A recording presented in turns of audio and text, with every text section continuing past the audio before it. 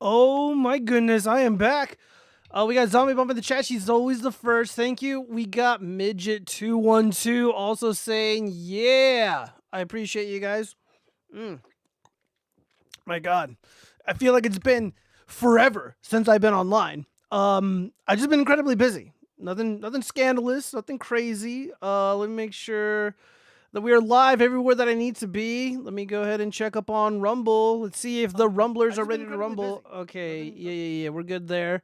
Shout out to everybody that is joining on Rumble. Let me check up on my bitches. What's going on with my bitches over on BitChute? What's up? What's up? Happy Tuesday, everybody. I am doing the show once again live on a Tuesday as God intended. As God intended. Scandalous. Nothing okay, crazy. So looks like we're good on BitChute. Thank goodness. And we should be live everywhere else on the internet. Kick, Trovo, dlive, Kick. I think I said Kick already. Twitter, formerly, or you know what I mean. I'm not calling it X, okay? I'm upset with Elon Musk, so I'm going to just keep calling it Twitter. And, of course, YouTube. Links are all in the description. And for those who prefer or enjoy the audio-only experience of the show, you can head over to my Spotify account, Google Podcasts, Apple Podcasts, or anywhere else where podcasts exist. Links are in the description. I read all super chats. Please super chat me because we got quite a lot on the docket. A lot of this stuff is going to be boring as hell, and I don't even want to go through most of it. But you know, we'll see. We'll see what I feel like doing. Okay. Let me just take a swig of this beer. Hold on. We've got a lot of chatters here. I actually have no idea how many people are joining tonight. Restream is having some issues. Let me make sure that we are good. No frames are dropping. No frames are dropping, so that is excellent.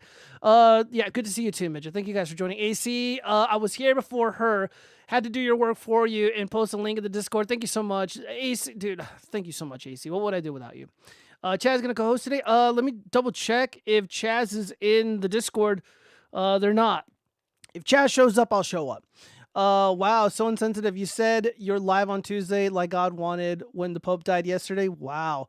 First off, I am not a Catholic. I am a Christian. I reject the Pope and his popery.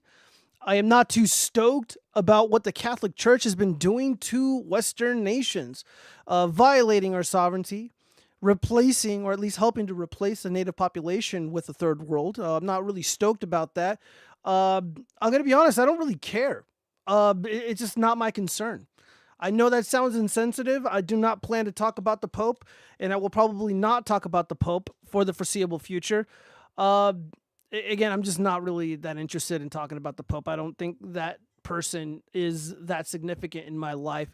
I don't believe they have a special connection to the Lord that is, I guess, more superior to my connection to our Lord and Savior, Jesus Christ. Amen. Did you invite Nick Rekieta to come defend himself this week? I will be. I'm not going to talk about Nick right now. I could probably invite him, but he's doing really well. Good for him. I mean, I think he got like 100K views on his first stream. Granted, a lot of them may have been A-logs, just people there to clip him. A lot of the clippers showed up. It was a whole party, and people are just aching to see if he's going to make a mistake. They're aching to see if he's going to slip up. And that's the excitement, right? But the numbers kind of dwindled down. But his friends like Andrew Branca have, intervened on his behalf, and they're kind of trying to get him back into the fold.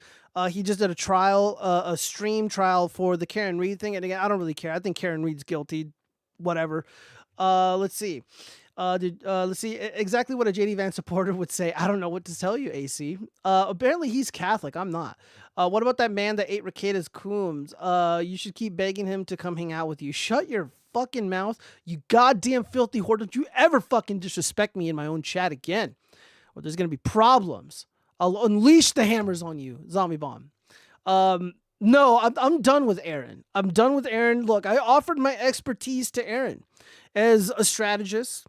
I think he needed a little bit of strategy. He made a lot of mistakes. Had he listened to me, had he allowed me to intervene sort of on his behalf, he would not have made the mistakes that he did. He would not have caught the charges that he did and gone through the embarrassment that he endured. And he brought it upon himself. The guy is just not serious. And again, like I'm generally more pro Nick, but the whole cut thing is, kind of sus or whatever, but it is what it is, man. Again, you can't help certain people they're gonna have to want to be helped. They're kind of like people like Aaron. They're kind of hopeless. You know, they're kind of like drug addicts. So you know, he's addicted to trouble. He's addicted to making mistakes. He's addicted to just being a twat. And you can't help somebody like that who doesn't want to be helped in any meaningful way. He did it to himself. And again, like he's coping and seething. And he's doing embarrassing stuff on his show, like eating expired food. He's acting a fool. But the funny thing is, like, both of these guys, both Nick and Aaron, they're both talking about the situation. They're kind of talking past each other. But it's kind of like Joker and the Batman, but like retarded. You know, like an immovable object meets an unstoppable force, and they're colliding with each other. And you know, we're just the witnesses. You know, we're just the third party. We're on the sidelines, witnessing this horrific event unfold before us. And I think they're both madly in love with each other. I think there's a possibility there. But I do have a lot of sympathy for Nick now, more so than before. But he's still he's salty though. He's incredibly salty. He was on Coom a lot. He went on this stream talking a lot of shit. I don't know, man. For somebody who says he doesn't care and he's moving on, he just can't seem to get Aaron out of his mouth, and vice versa. You know, it is what it is. But no. Batman vs. Joker, Artard verse. Yeah, pretty much. What's going on? Brad Skag, welcome, everybody, welcome. Let me see. What kind of numbers are we doing? I don't even know. I don't even know what numbers I'm doing right now. I don't care. I'm just gonna do the show. Again, if the topic is boring or it goes on too long, I'm just gonna move on because there's just more important things to talk about. I haven't streamed in like almost 2 weeks. I'll just say this because there was a project that I was working on. Hold up. I was installing a pool pump. And wiring a pool pump is incredibly simple. It's almost like wiring like a 3-way switch, or even just like a regular, single receptacle, right? It's relatively simple, but like actually physically installing the damn thing on the foundation of the base that it's on, doing the plumbing. God forbid you have to replumb anything because it's such a pain in the ass. I only had to do 2 little fittings. And I didn't necessarily have like the correct tools to do it. And again, I don't do plumbing work, but I got it done. And the fucking pump, dude, this thing took like 3 hours to do, man. It was such a pain in the ass. It was really just removing the old fittings. That was the main problem. Or not the main problem. That was the most laborious part of the process. So I removed those fittings, installed the new pump, and I'm like, oh wow, it's working. And it's like, it's really quiet, and this is so great. The fucking thing starts leaking at the very, very bottom of the pump. And I'm like, well, that can't be good. There's no fucking way in hell I'm going to take this thing apart. Bought another one. Easier said than done. And that one worked. No leaks. And then I got home the day after. I'm like, where the fuck did all this water come from? There's water all over my rocks. Started leaking again in the exact same place. It wasn't my connections that were leaking. It was a damn pump. These fucking cheap, junky, knockoff Hayward pumps.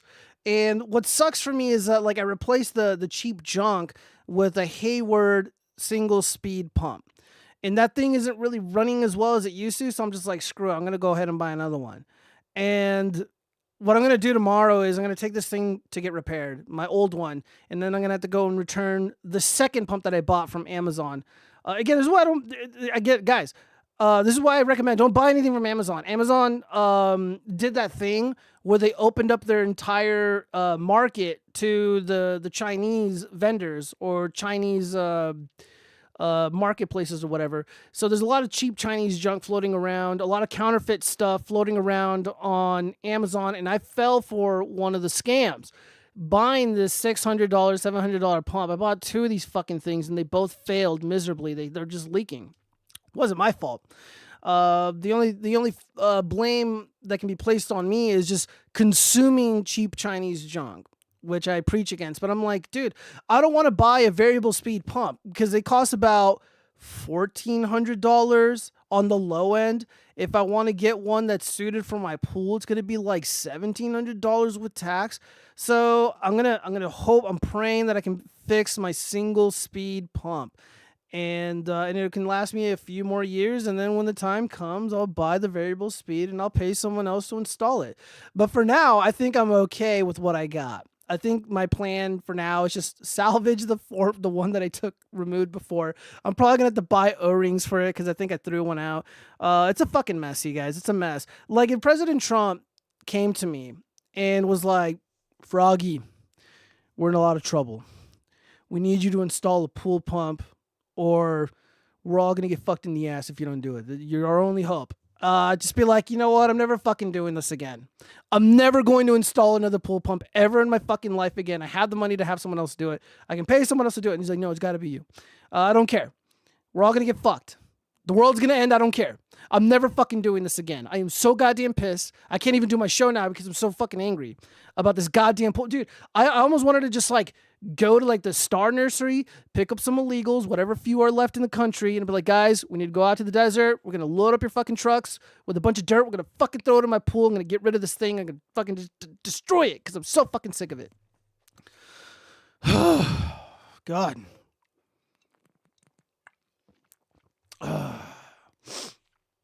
Let me read some of these comments. Brad Sky, shit, hold on, we've got a lot of comments here. Plumbing or PVC, it's PVC. Because there is a difference. Well, PVC is plumbing, dude. It's technically plumbing. You can hire a plumber to install a pool pump. I hated construction. Yeah, construction's not for me. And I almost kind of do that work anyways, being an electrician. Is it hard labor the reason your hair is Mexican this week instead of emo? Yeah, maybe. Amazon is cheap, but some of it is okay. Yeah, if you know what you're doing, sure. And generally I do. Like, I know better. That's the thing. Like, I know better, but I was just so emotional and upset. And I'm like, I need to get this thing fucking fixed before, like, the heat comes on. Because as soon as it starts getting really hot, the algae's going to build up like crazy, and I'm fucked. So I'm hoping that I'm only down 2 days. Look at the pump. Hook up the pump to a puppet's butt. Shut up, zombie bomb. At the watchfrogs, go to your local store for pumps. Now you know. Leave it to the professional. I know, AC. I know. I learned my lesson. It was an expense. It's a lesson to learn. I wasted a lot of time doing this shit. And somebody else asked me to help them, and I'm like, no. Maybe if you pay me $1,000, maybe I'll install a pump for you. But no, you're just gonna have to hire a pro. Go to Leslie's Pool. I don't care. There's plenty of professionals out here that do that. So Gio would let America fall instead of installing a pump. Yes, that is correct. A pool pump, specifically. A pool pump. I just can't. I fucking hate it, man. I hate, dude. I had like all these bugs flying all over me. Like, I don't know what it was, but there was like bugs everywhere. And I'm just like, oh, I'm like, doing my thing. I'm just, and they're just like eating me. And I'm like, fuck, like, what the fuck, man? It was going crazy. Let's get into the stories. So yeah. What is this? It's only a minute long. We're going to speed this up. So we got this tiny Latinx chick, little teenager. 19-year-old began her freshman year at the University of Connecticut in Hartford this fall. She's excited to study public policy, the culmination of hard work after moving north from Puerto Rico as a child. Do you remember when you first came to Connecticut? Yes, I remember I was very nervous, but I know it was going to be better opportunities for me to learn. But Alicia says those opportunities never came to fruition. Even today, could you read this, or would it take you a long time? It's impossible. I just see his words everywhere. Alicia graduated from the Hartford Public School System last year, but she says today she is illiterate. She still doesn't know how to read or write. When she was in early education, they would just either tell me to stay in a corner and sleep, or just draw pictures, flowers for them. And when she was in high school, she relied on speech-to-text programs and other apps to read and write essays. So if you had an assignment where you had to write something, you'd open up a document like this and then do what? I would go here to use the text-to-speech. It says dictate. Dictate, yep. I love pizza. This is how you would do your assignments. And then... Cats of the World VA case. I don't even know how to respond to that. When you graduated high school, you're 17, 18, 19 years old, and you are illiterate. And you graduated with honors. No. There's no student left behind. There's no kid left behind. It's nonsense. This is complete nonsense. If you can't even... she's not even eligible to work at a gas station. Graduated high school with honors. Yeah, guys, public education is a joke. And so it's so nice to see a lot of other people. I mean, this went viral. This has about almost 400,000 views. I know this is not an original video, so I'm pretty sure this went viral elsewhere. Yeah, DEI honors. Yeah, I mean, again, I'm not trying to shit on this kid, because he's just a kid, and I'm not really about beating up on little ones. So, I mean, in her defense, I mean, this is the fault of the teachers. This is the fault of the public education sector. This is the fault of these public educators. They are abandoning their duties. They are neglecting their obligation to the students, and they are not teaching them correctly. Again, you're 19 years old. You don't know how to read, and you want to study public policy. So she's going to be like the next AOC, but somehow more retarded. No offense to her, because she's, it's not her fault. But this is where we're at in America. There's an epidemic of students, young people, who do not read and write at their age level. And again, I see this as a tradesman, as a professional myself. When we hire these young guys who are like helpers, or they may be whatchamacallit, not interns, not explorers. Dude, why am I spacing on this? I think I drank too much already. But yeah, interns. Let's just say interns for the sake of argument. I'm like, you need to be able to read the instructions on the devices that we're installing. You need to be able to read the numbers and words on the boxes, so you bring us a proper fastener, so you bring us a proper receptacles, etc., etc. And a lot of them just don't know how to read. They read, their lips move when they read. It's really, really sad, and we're seeing this everywhere. And then, of course, this 19-year-old is not in the professional workforce, obviously. She's going to college. And she doesn't know how to fucking read. One of the first things you learn when you're in English class, English 101, is the MLA format. I mean, we technically learned it in high school, but they had to reteach it again. Apprentices, yeah. Dude, I don't know why I'm totally spacing on that. Why I spaced on that. But yeah, they got to learn the MLA format. They need to learn, they need to not learn, but know basic reading comprehension. She doesn't even know how to read. How can you comprehend if you cannot fucking read? So there's just I have so many questions. And, like she said, these lazy ass government employees, the public sector, union workers, they didn't care. They didn't care. They're like, you know what? As long as she shows up, and that's what's going on in Vegas too. Because again, I work for the county.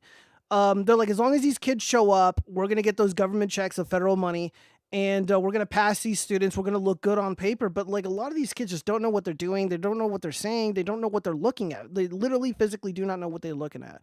And I imagine this is going to get worse, or it's going to be at a level that's going to be bad for a while. Hopefully President Trump's education agenda works out the way that we all hope that it does, to avoid this catastrophic nonsense. Goodness, man. Let me read some of these comments really quick before we move on. She is basically saying she passed all her tests by using her phone and not reading the question. She should get her diploma revoked. I agree, AC.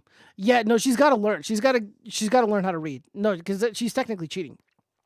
I don't get why they let kids into kindergarten without knowing how to read. Like, if they can't just show them that day.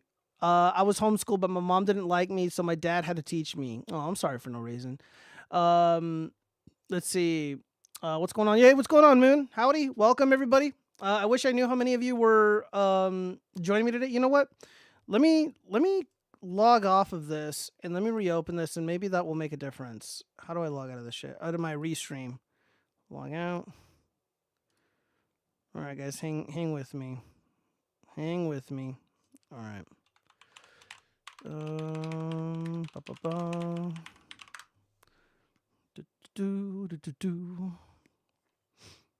There we go. Now I got my now I got all my information working. All right, cheers, everybody. All right, let's go ahead and move on. Shit. Oh no. My students are getting deported. I think I read this one. I teach high school French, and I have 3 students in my class from Haiti. I found out yesterday that the protected status is being revoked, and they have 2 weeks to leave the U.S. Aww. These kids are seniors. They all have jobs and are just out here to survive. Now they are forced to go back to Haiti, where they said it's not safe for them. No, it's perfectly safe. They're lying. I wanted to see them graduate. Now they'll never be able to walk across the stage. I've been crying for hours yesterday, but there's nothing I can do about it. Well, now those jobs will go to Americans, so this is a good story. And it hurts me more that the majority of my school's teachers voted for this. Super red state. Based. Unbelievably based. Based red state teachers. Based. What am I supposed to tell the class once they notice our students are missing? We aren't allowed to talk politics, really, but I can't lie to them. I'm 22. It's my first year teaching. I never thought I'd have to encounter a situation like this. America needs to do better for our children. Edit, thank you all for the support. I think my students need it more than I do, but I appreciate. Okay, so what you're going to do is shut your fucking mouth and do your fucking job, you dumb bitch. shut the fuck up and do your goddamn job. Don't worry about the kids. Those aren't your kids.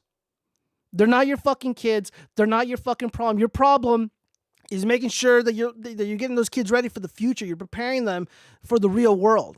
You don't need to worry about some immigration status. You don't got to worry about, Trump or whatever the fuck. You need to just do your fucking job and shut your goddamn mouth. Gio has disavowed the Pope so far and is talking about pre-K level 19-year-old. Dude, I don't even think she's pre-K, dude. Gio visited his grandparents in Israel. Wow, Brad. Wow. Disavow all this hate in your heart. What is this? The lizard TikTok person is cosplaying with Chrissy Gnome today. Oh, she looks kind of cute here. Yeah, good for her. Who cares? Let's move on. I don't know why I saved this. I think I was going to say something about it, but I kind of just lost the ability to care. I'm just so upset about the pool pump. Starbucks employees left a message for Donald Blump. Employees all across the U.S. stopped working for a few minutes to protest illegal immigrants being deported. All right, let's see what these stunning and brave Starbucks workers have to say about the immigration. ICE took 2 of our union siblings. Oh, dude, I can't play this. It's playing. They're listening to shitty music. So we got a bunch of uppity, privileged, liberal people crying about illegal aliens being deported back to their wonderful, amazing countries. Okay, whatever. I forgot this played shitty music in the background, so we can't listen to it. Let's move on. I'm not going to dive into the story, but according to Leader Report, and I've also read elsewhere, Stephen F. Smith says he has been approached by politicians, party officials, and billionaire donors to run for the Democratic presidential nomination. Yeah, even if he does, he's not going to win. He's not going to win. He doesn't have what it takes. He's kind of a wimpy guy. He's kind of a dork. Again, we got another one of these Obamacare-esque figures who kind of want to fill that void. Unknown to Stephen A. Smith and a lot of the orbiters around this guy, which there aren't that many, the Obama era is over. Obamanomics is done for. The Obamacare shit is played out. People see through the veneer. People see through the facade. And it's over and done with. People just have no appetite for this. If President Trump were to have gone up against Obama in the 2024 election, President Trump would win easily. Probably by the same. He would have won by probably the same amount. He would have gotten the same amount of electoral votes. Maybe not as many like actual single votes, because Kamala did atrocious. But no, he would win. People don't have the stomach for the shit anymore, and I certainly don't. I absolutely don't. I don't know. People really like him, I guess. I don't really know too much about this guy. I still stand by my prediction that the nominee for the Democratic Party, if they are sane and if they kind of sort of want to win, it's going to be a male, and it's going to be somebody from Hollywood, I think, and it's going to be a very popular actor. It's going to be a very, very popular actor, and somebody who again did not endorse Kamala Harris or Joe Biden. So we'll see. We'll see. What else have we got here? Man, I'm blowing through these stories so we can get to the fun stuff. What is this? Oh man, I saw this today, and I hate this preachy, smug bullshit. This fucking condescending attitude from these libtards, these privileged libtards with their smart watches, and no, fuck him. Look at this. He's got little ear pods in, the EarPod Pros. I can't stand this shit. Can't stand it. Let me see. Hold up. Oh no. Hold up. Whoop. We're gonna just play this video. Let's listen to this guy and his sanctimonious attitude. If you're a Trump supporter, just know that there are 4 things that everybody who's not a Trump supporter thinks about you. Okay, so first off, real men don't give a shit what you dorks think. Like, really don't care what you think about us. You wanted to put us into camps. You wanted us put in prison forever. You guys wanted us ripped from our families. You guys want to take away our guns and tell us how many bullets we can put in that gun. So again, like, we're not really interested in what you think, but go on, King. Slay. So far, you've done nothing to disprove these things. Okay. 1, you're uneducated. And I don't mean uneducated in the sense that you didn't go to school and learn to read or do basic arithmetic. Oh, okay, that's very charitable of you. Educated as far as what's going on in the world. You got goggles on. Well, I don't have goggles on. These are very fancy Goliath frames, very expensive, very posh. I do know what's going on in the world today, and perhaps maybe a lot of the my MAGA bros don't. But again, what's going on in the world isn't really their concern, and it's not even my concern really. I don't fucking care. I'm not worried about what's going on in the world. Your whole "I'm so worldly" shtick is bullshit, and it's not impressive, and it doesn't impress anybody. You're just wasting your breath, and I would be too if I cared about all these worldly affairs. Again, who cares? But continue. Only paying attention to what you want to pay attention to. Correct. Dose. Yes, because my attention span, what I can focus on is like internet bandwidth. So you can only allocate so much bandwidth to things that you want to do. So it's like, okay, so we got a little bit of bandwidth for video games, for streaming a movie, doing homework. Maybe someone else in the house is, watching their own movie. Okay, so you only have so much bandwidth for things that matter. You know what people aren't going to be wasting their bandwidth on? Jackass endeavors, like, I don't know, downloading a bunch of stupid shit that doesn't matter. Whatever the case, downloading an encyclopedia or something. Yeah, and that's kind of like how my attention is. Like, my attention needs to be on my career, on my Etsy shop, on my podcast. I can't be hyper focused on all these other things because I just don't fucking care, dude. It's not my problem. Fuck you and your smug attitude. You lack empathy. You don't care what happens to somebody else as long as it doesn't happen to you. Yeah, correct. Yeah, sure. Imagine for a moment the government started saying, hey, your marriage is illegal.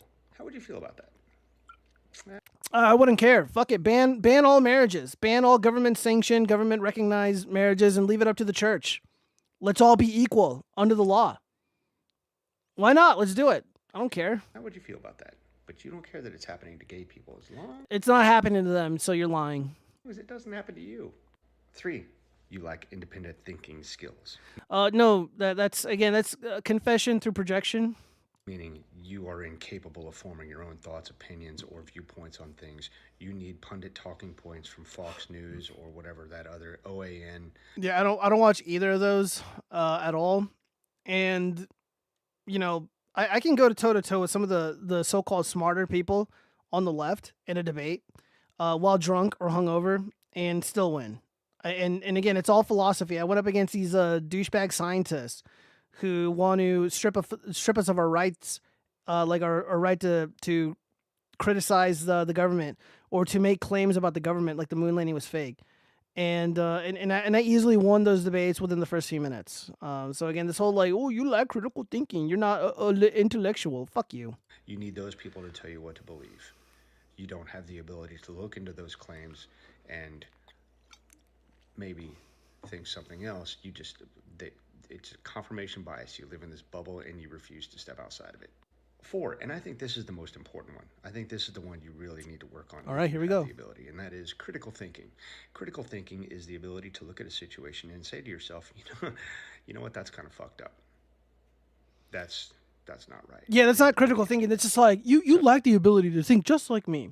So when I see something like Kilmar or Brego or Mondo Garcia getting deported, I think that's a great thing. I think that's a good thing. Now, he thinks I lack critical thinking skills because I do not agree with him, and I'm not looking at that situation going, wow, that's really messed up. How horrible for Kilmer and his family. No, I actually don't have anything pulled up about Kilmer, Abrego, or Mondo Garcia. First off, deport his bitch ass for having a retarded fucking name. Dude, when you got like 6 fucking names, that's a problem. You gotta go. You gotta go. If your name can't fit on a government-issued ID, like the real ID, which I have, you need to go. There's no place for you here. You got a shitty name. You should have gone to court. Dude, he's been here since like 2014, 2012 or something like that. Not once did he go to court to get that shit changed. Yeah, pathetic, deported. And no, zero sympathy. Yeah, the guy's clearly a gangbanger. The guy clearly belongs to a terrorist organization, according to the federal government, according to a few inferior courts that recognize the evidence that was presented to them by local law enforcement or federal law enforcement. And I'm going to be honest, like, I just don't care. I was watching JF, who did not murder Mama Jeff, by the way. I like JF. And he was arguing or making the claim that, us bringing up the tattoos, us bringing up the fact that Kilmar, Obrega, Armando Garcia, slapped the shit out of his Latinx wife or whatever, is kind of irrelevant. It is and it isn't. Like, in regards to deporting him, I guess not. What's important is he's an illegal alien. He needs to go. That makes a lot of sense. However, the other details surrounding Kilmar matter for political purposes. So right now, President Trump is making the case, and he's doing an excellent job, by the way, that these people are criminals and that they need to go, and they're a strain on, social services. They're just making life miserable for the rest of us for a multitude of reasons, and all that is true. So here comes the Democratic Party. He's a Maryland man. He's a good man. He's a good dad. Okay, boom, beats the shit out of the fucking ex-wife allegedly. There was a protective order against him. And the things that she said in that order, because I read the whole thing, it was pretty bad. It was pretty bad. So not a good dude, according to the ex-wife or the wife or whatever. And then it's like, well, he's not a gang member. That's in dispute. That's been disputed. No, it hasn't. No, it has not. So there have been waves of propaganda pushes by the Democratic Party, and at every turn they're getting their butts kicked. Because at first it's, he's a Maryland man. He didn't do nothing. He's a didn't do, right? He didn't do nothing. Boom. Protective order, domestic violence. Well, it's pretty bad. Then it's, oh, well, he's not a gangbanger. He had every right to be here. Well, no, he did not have a right to be here. And yes, he is a gangbanger. He has MS-13 tattoos on his body, very visible. We got him off the socials from the ex-wife, the Latin ex-wife. President Trump also held up a photo of it with little captions, and people thought, oh, well, he photoshopped that. No, those are called captions. So now they're being deceptive. And now the Democratic Party has gotten their ass kicked so badly on this topic. It's been a bloodbath for them. It went from Kilmar didn't do nothing to, it's not about this one man. It's about due process. What about Khalid Sheikh Mohammed's due process? That guy was an American citizen and he was assassinated without a trial. He was assassinated without due process. There were other Muslim American individuals who were assassinated by the Obama regime. They were assassinated by George W. Bush's regime. And nobody gave a fuck about their due process. And then, of course, there are the innocent J6 detainees. None of them got their due process. The majority of them didn't. There was an uneven application of the law. They were denied the right to a fair, speedy trial. In many cases, the jury, it was impossible for them to be impartial. The justices themselves in the DC area were not able to be partial. Where was their due process? They didn't care. They didn't care. They liked it. They liked watching guys like me suffer. They don't give a fuck about due process. Go fuck yourself. Yeah. Kilmar, Obrega, Armando Garcia, with his shitty ass name, he's right where he belongs. I have zero sympathy for these criminals. They do not belong here. And the things that he's been incredibly accused of, the things that he's been monitored by law enforcement of doing, I don't want him here. And there was I should have pulled up the article, but there was I think a Fox News piece. Somebody was doing the on the ground interviews, running around with a little suit, talking with the residents of Maryland, where Kilmar's neighborhood. None of them care. They're like, yeah, get his ass out. Get his ass. He doesn't belong here. We got no use for him here, and that's the right opinion. And again, these are Magic Americans that were saying that. These were Latinx people that were saying this. Let's see. You still doing that stream with Mannequin Chaz? I don't know about any stream with Mannequin Chaz. They didn't tell me about it. Is Chaz in the chat? Hold up. The chat was, hope the stream is going well, Gio. Yeah, I think it's going well so far. I don't see any dropped frames. I'm moving as quickly as I possibly can. Reading these comments and keeping it going. Gio would start wearing a sparkly golden cape for his streams. Well, you can buy me one, Zombie Bomb. Arrange it and we'll get it done. Chaz paints himself purple and kidnaps random animals in the neighborhood, calling them Froggy when he runs out. Oh, God. Goyo drinking his estrogen. Thank you, Friedrich Marx. I guess I am. I wish, this is a Pacifico, by the way. I wish I had fresh cherries. I have frozen cherries in my thing. Let's see. It is now that you are here. Let's see. If you're in Discord, I'll hop in. No, he's not in there. Let's see. Gayo existing. Hi, K6. Thank you. I thought you guys said it was going to be today. Yeah, it is today. Wait, Manic is the mechanic? Yes. The the J6 criminals got due process, just like the deporters. Hey, I guess. Still supporting doxing criminals. I don't know what you're talking about, Case 6. I don't think I've ever supported doxing of any sort, and I never doxed anybody ever in my life. You mean the stream we did 2 days ago? Yeah, I didn't know you guys were streaming 2 days ago. If you promise to wear it, I'll buy you one. Yeah, if you buy one, yeah, I'll wear it. At the end, you said you were doing another one, right? I don't know. Well, let's go ahead and move on. Get to the pop culture shit. Oh, this is. I guess this is kind of pop culture-esque. Hold up. So, is this idolatry, you guys? We're going to have a biblical discussion really quick. So, this is only 29 seconds long. I saw this video. There's an animated white woman crying as she is painting the President of the United States. Let's just watch and react.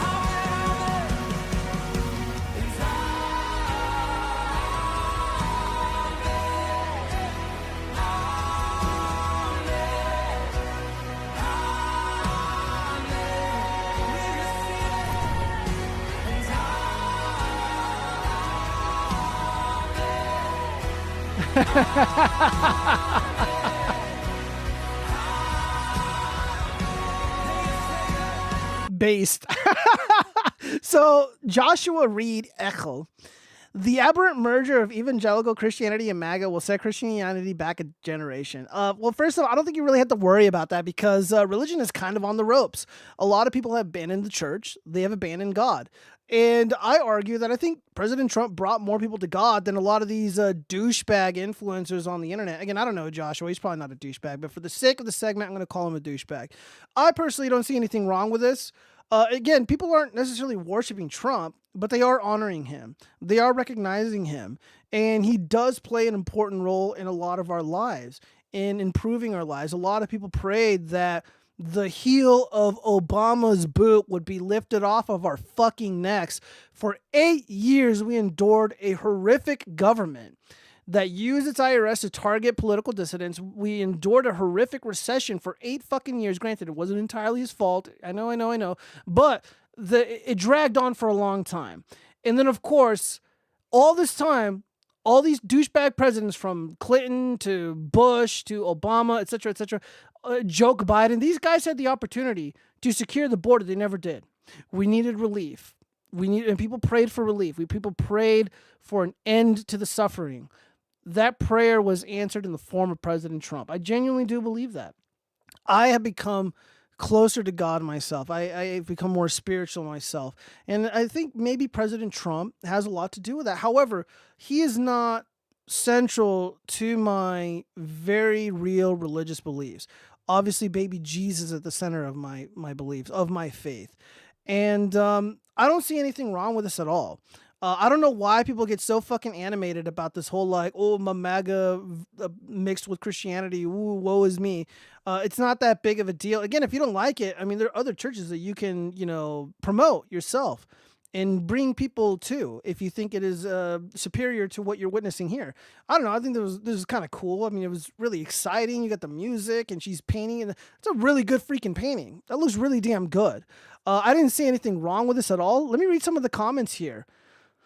So this is what I wrote. I think there's a good case to make that Trump brought more people to Christ than the Catholic institution or yesterday's Republican evangelical organizations. They failed. Stop whining. I'd rather see Christians praise Trump and honor him for giving people hope than the Catholic Church, basically an NGO, import people into our country. I mean, what more could be said? What more could be said, ladies and gentlemen? Let me see what we got here. Let me read some of your guys' comments before we continue here. Chaz doing stuff is like 30% better than Chaz not doing stuff. Yeah. Dance Frog Boy. Why is Gio fine by himself? Well, I don't see you guys in Discord. Also, Chi said he wouldn't join. Here, I'm going to be hanging out in Discord, and I'm going to wait for you to show up. If you want to join Chaz, you're more than welcome to. Let's see. We already explained it. He shouldn't. God hates me. No, nobody hates you for no reason. God loves everybody. What's the matter, Chaz? Kind Chaz, you doing anything with fuck off for no reason. You such a piece of shit. I take back what I said. God does hate you for no reason. You fucking asshole. Let's see. Giovanni, you MAGA grift. Your MAGA grift must end. How dare you smear the deporter in chief, Obama? Trump wishes he had Obama's number. Well, no, Obama's numbers are a myth. They're a lie. You know, because the borders were wide open. There was a flood of there was a flood of like a ton of illegal aliens. And all he had to do was deport like a small amount of them. And it looks good, but nobody believes it. They can say it all they want, but nobody believes it. Again, I live in the Southwest, spent a lot of time in California and obviously Nevada and Arizona, and nobody believes that. Yeah, they can make, again, it's a fugazi, you know, it's not real. Did you just call Chaz a cuck? No, I did not call him a cuck. What's up, man? Who just joined? Oh, it's Chaz. What's up, buddy? Nothing. How was your weekend, dude? Did you do anything exciting? No. Did you want to do anything exciting? I mean, I can think of one thing I want to do, but, you know, I got shit to do before it. That sounds really dark and ominous. Am I right? It's exactly what you think, and I just... Look, Chaz, I love you and God loves you, so you can't do that. All right? You gotta get I yourself out. I hate myself. And You don't have to hate yourself. You want to, but you don't have to. Come on, man. Gio, I've hated being alive for as long as I can remember. My grandmother told me that as early as like 10 years old. I've told her things like, "Oh, I don't want to be alive" and shit. And well, Chaz, we'll talk about this later. Hopefully, Cheese will join us. But again, I don't want you to feel that way. And you got people in your life who care about you. Myself, and I know Under Chronic loves you too, man. So you got to get out of that funk, bro. We want you to get out of this funk. I have been in a funk for like longer than I can really remember, man. Okay? Yeah. It's not a funk. Well, And it's getting worse and worse by the day. And look, man, I just want to finish one more video and then like that, like I got nothing else going on. But I don't stream much, you know. Chaz, are you gonna send somebody down there to like look after you? I'm fucking worried now. Why? Why are you worried, man? Because people care about you. That's why. I really don't get why, man. Because you're fucking funny and you're a good dude. Like, I fucking know you. Like, I know you. We've spent time together. Like, you're a good dude.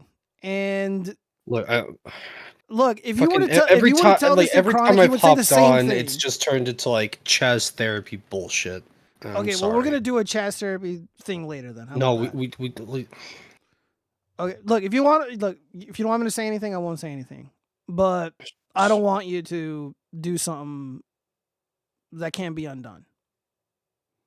Is that fair? I won't bring it up. We'll move on. Yeah. I'm having a beer right now, so I'm feeling pretty good. Only one beer though. Let me read some of these comments really quick. God damn it. When Obama was leading the nation, it was wider, and he built cages for the kids on the border. Your anti-Obama MAGA grip is cracking. No, none of that is true, dude. None of that is true. I don't know where you're getting that from. Yeah, it was getting so white. We had the hands up, don't shoot. We had, all those Skittles and Arizona iced tea in my hoodie. We had all these hoaxes. All the good hoaxes came from the Obama era. Well, maybe not the best ones, but we had some pretty decent ones. Chaz therapy segment. Is this for the boys segment? AC, it's probably gonna be for the boys. It's gonna have to be for the boys. Let me finish reading some of these comments here. So let's read some of these. The hater read. Trump didn't bring people to Christ. He brought them to a perverted religion that masquerades as Christianity while going against all of Christ's teachings. Okay, whatever you say, Dre. If God was real, he'd smite you for his this sacrilege tweet. You'd rather Christianity be warped as long as it's more popular instead of holding its original values, but in smaller amounts. This isn't the mindset of a true Christian. You can't just desire to change a religion to accommodate for two lords. Okay, well, that's not what anybody's asking for. Dude, I'm an atheist, and even I know this ain't it, Chief. Dude, you're an atheist, so you don't know anything. As a former militant atheist myself, you don't know shit. That's still idolatry. Not a single person should be idolized in a church sermon. That's a cult. Well, this probably isn't a sermon to begin with. So again, we got people assuming things that just aren't so. So a lot of these large churches, they do these massive productions. So they have like kids come out and like they'll play music or they'll do a little play. They're not sermons. So obviously this woman is a very talented painter. And yeah, she's honoring the president. And obviously this church is probably really pro-Trump. Everybody's eating it up. And look at all these little stars and everything. Let's see, heretic. Yeah, I don't know. I think these people fucking suck. Yeah, let me look at your browser history, you fucking sacks of shit. I bet I'll find all kinds of porn. I'll see Amazon receipts for Funko Pops. I mean, who the fuck are they to throw these stones in this glass house? Yeah, more people are praying and turning to God to get rid of genocidal orange maniac. Okay, so just a lot of delusions here.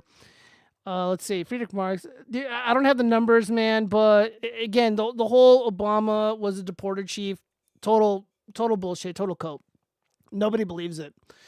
And it's funny because people a lot smarter than me, like Andrew Branca, he was saying that he genuinely believes that there's about 100 million of these people, these illegal aliens in this country. And 8 years is a long time, man. I think it's more around 60. That would be my guess. I think I go out a little bit more than Branca. And again, I live in a different part of the country, so I feel like I'd see more of it. I think 60-ish is around the right mark, but 100 million, who knows? Chaz, you're our bro because you make us laugh. A lot of people love you. Stay strong, man. So that's Ash Blackwind. Thank you so much, Ash Blackwind, for the words of affirmation. So everybody in the chat, don't forget to hit that like button and leave a comment saying how much you love Chaz and his giant beetle penis. All right, so let's go ahead and move on. What else have we got here? I think this is the pop culture stuff. So, oh God, what is this? A crocodile born without a tail due to congenital anomaly. Hell yeah, dude. It looks like he's wearing a little diaper. Dude, I want one of these. Like, if they didn't eat us, like, if they didn't eat humans, I would totally, like, have one as a pet. Just have a little gator running around, my little green skin. And I will be his father now. Let's move on. I don't know. Maybe he drank a lot of fluoride. He drank that fluorinated water, and now he grew up he was born without a tail. Okay, so yeah, this is the pop culture chat. Just so everyone can see how it was and how terrible the movie experience was. What is this? Okay, so people are watching the Jazz. I don't know if I brought it up, but when you went to go see Minecraft in theaters, did you experience any of this shit? Any of these people like acting like all weird?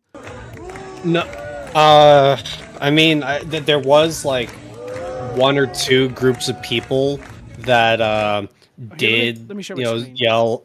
Oh yeah, like there are one or two people that were doing the whole clapping and quoting the meme shit, but no one start throwing crap around. No one like really screamed, right? It's just like, oh, chicken jockey. And it's like, they said it and I said it too, like not screaming about. I was like, chicken jockey. And then it's just, oh, okay. No, no jackasses on the level of screaming the N word. So people weren't screaming slurs, and were people throwing popcorn? Were there bags of popcorn? I would have, but it's like, I don't know. As a hippie, I feel like that's such a waste of food. There's kids starving in Africa, and then here we have all these fucking meme lore, all these autistic kids throwing around delicious, extra buttery popcorn. It offends me. It offends me. So yeah, here's a video. Hopefully you can hear it, man. I updated everything before I got in. If you can't hear it, just let me know.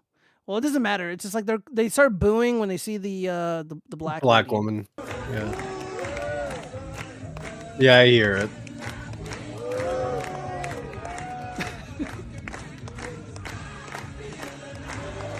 Shut up!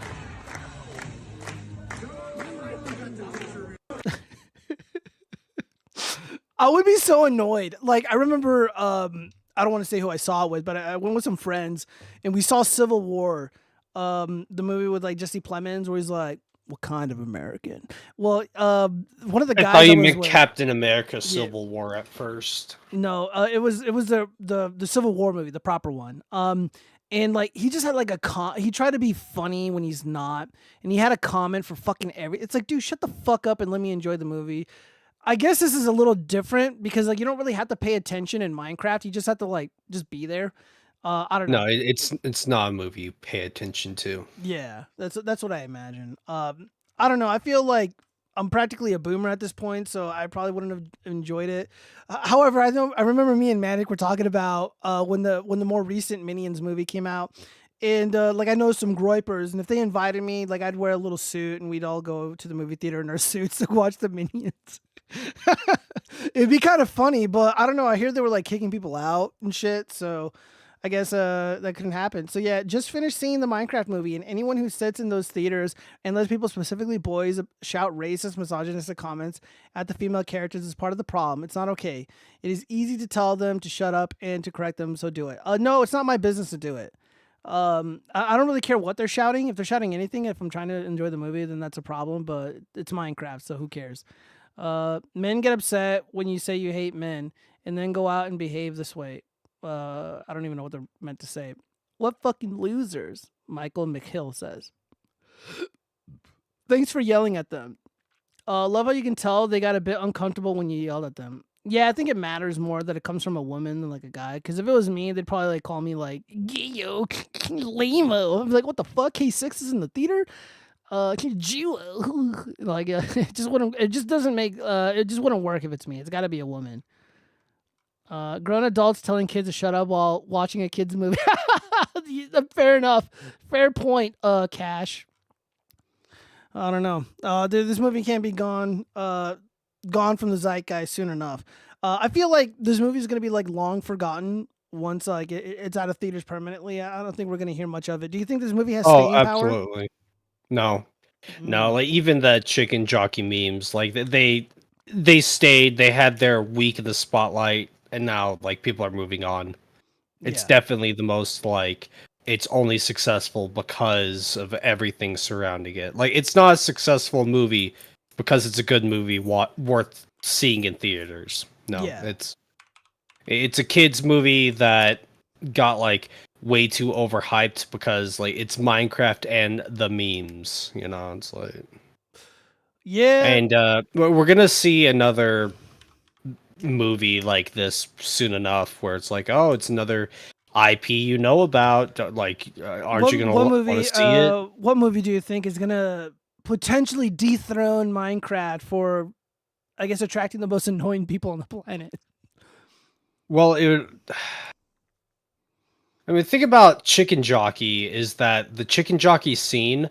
It united people. It doesn't matter if you're a man or a woman, you know, white, black, brown, Asian, whatever. You know, when Steve says chicken jockey, we're all united when he says chicken jockey.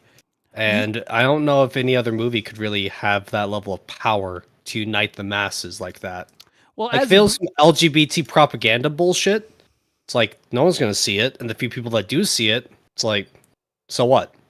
yeah, as like a boomer who's like really big into cinema and stuff. I've seen a lot of movies in theaters, and I feel like some of the movies that might have had that scene that kind of united people. The only one that really comes to mind at this moment in time is it was Independence Day. It came out in the 90s. I was a little kid, but the whole, you know, it's like we're gonna move on and we're gonna fight this thing. When the president does the speech before he gets in his jet to go fight the aliens, that was pretty world uniting. It was a Roland Emmerich movie, so that's usually the theme of his films. It's like, you know, the world is ending, but you got the hodgepodge of diverse characters who come together and unite for the common good. So that was really the only time that I remember. I don't know. I didn't think about that. But you know what else united the world and brought everybody together? Was their unwavering hatred of iDubbbz and the content slop that he dropped. That shit was so fucking bad and cringe.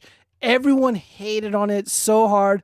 I feel Actually, like for no, a moment in no, time there like, was peace. I think there was peace in the world. No, like it's not that everyone was hating on it. Like you're actually, I'm sorry, Gio. Like chat is right if they say you're wrong about this. You see, Ian associated with the Hassan Piker community, Correct. and they are a very loud and vocal minority of people.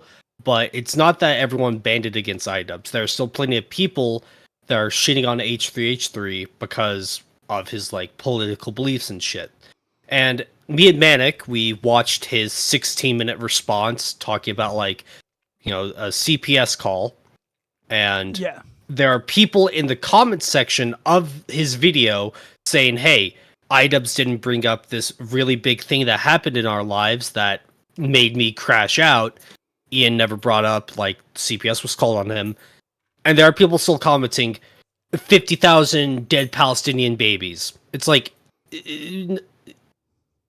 there are still people that will say like Ethan deserves it, or Ethan's like, he's still crashing out even though he got sent human skulls in the mail. But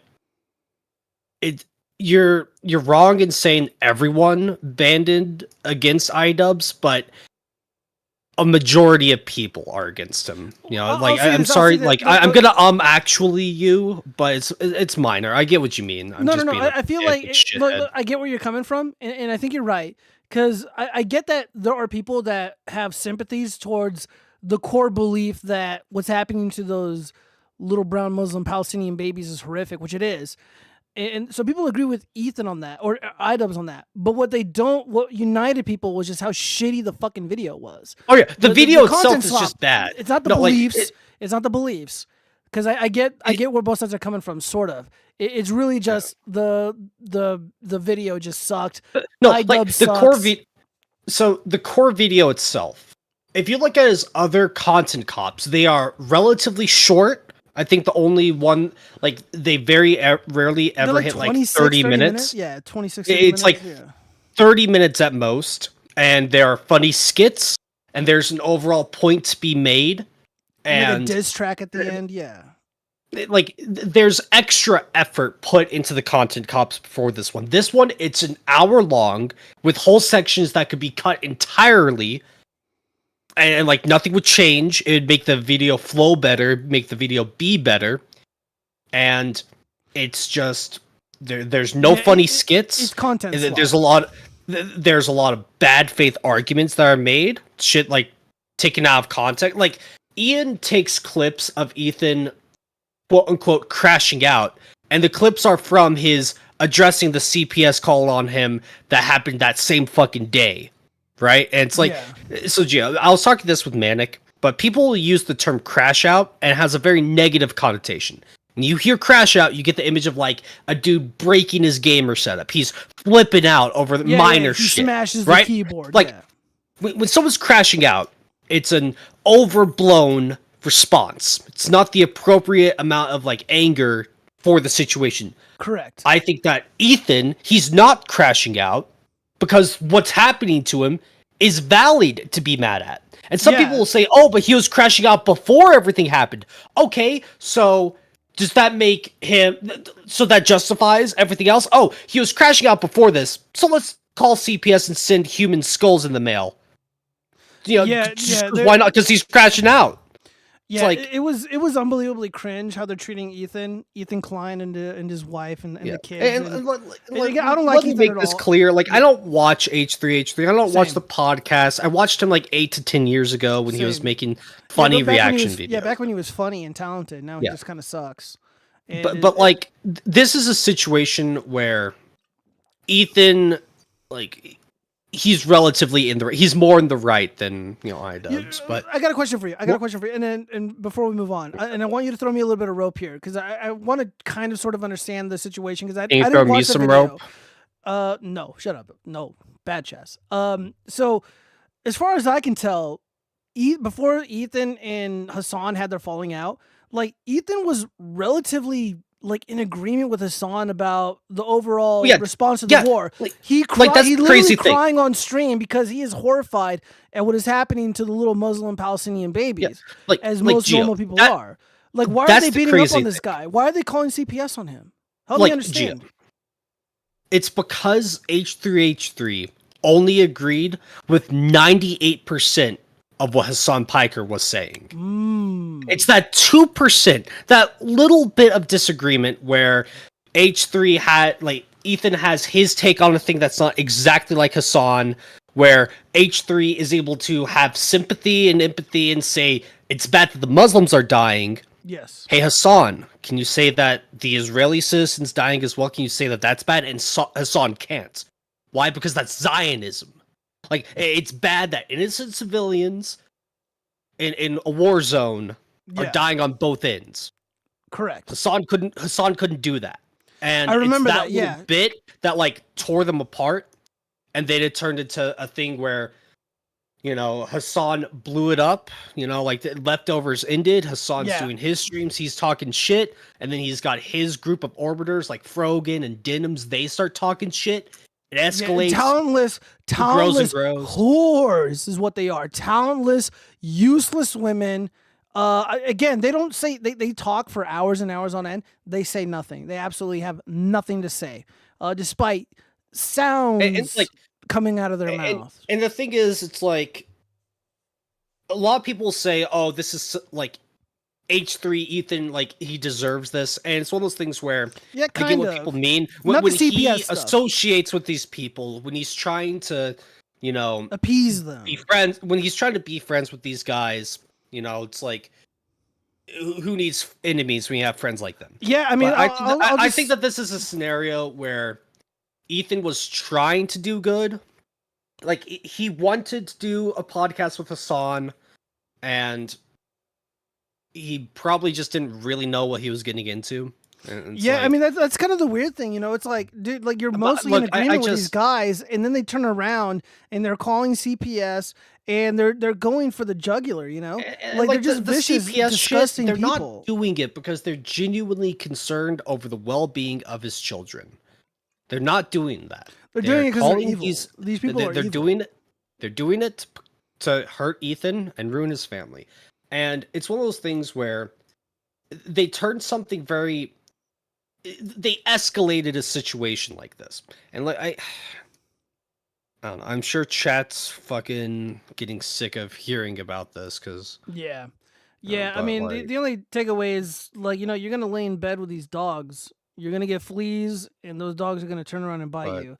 And they turn around and they bit Ethan in the ass. Ethan is not a good person. He doesn't deserve the CPS stuff, but he's getting goofed on. He's being attacked by these freaks, and that's what happens when you get mixed up with bad people. Bad shit starts happening. That's why I do this shit solo, and I don't get mixed up with anybody, and I don't really want to. But yeah, we got to move on because I promised to do a review of the G20 movie. I ended up finishing this goddamn film, and oh my god, it is so bad. It is so bad.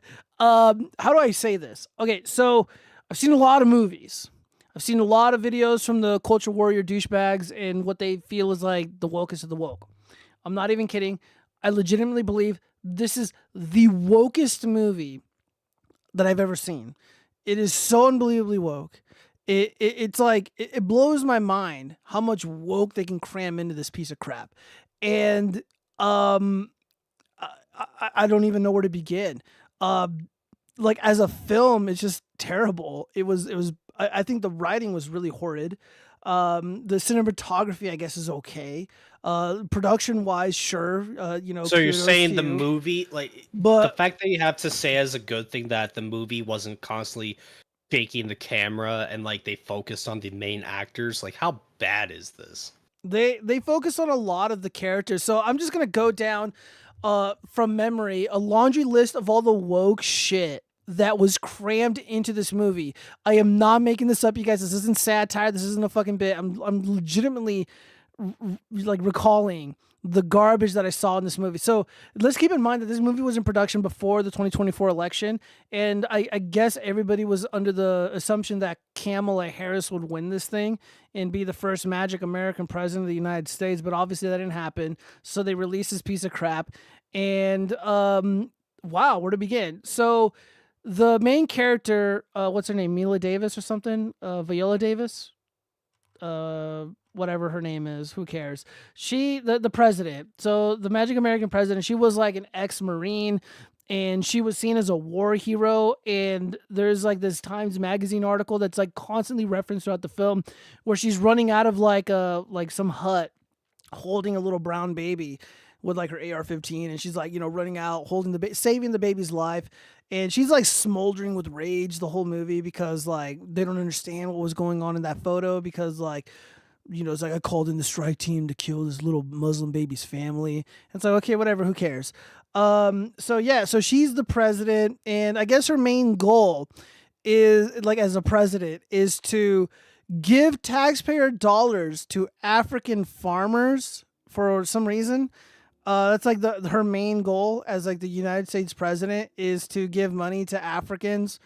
I am not fucking kidding you. This is in the movie.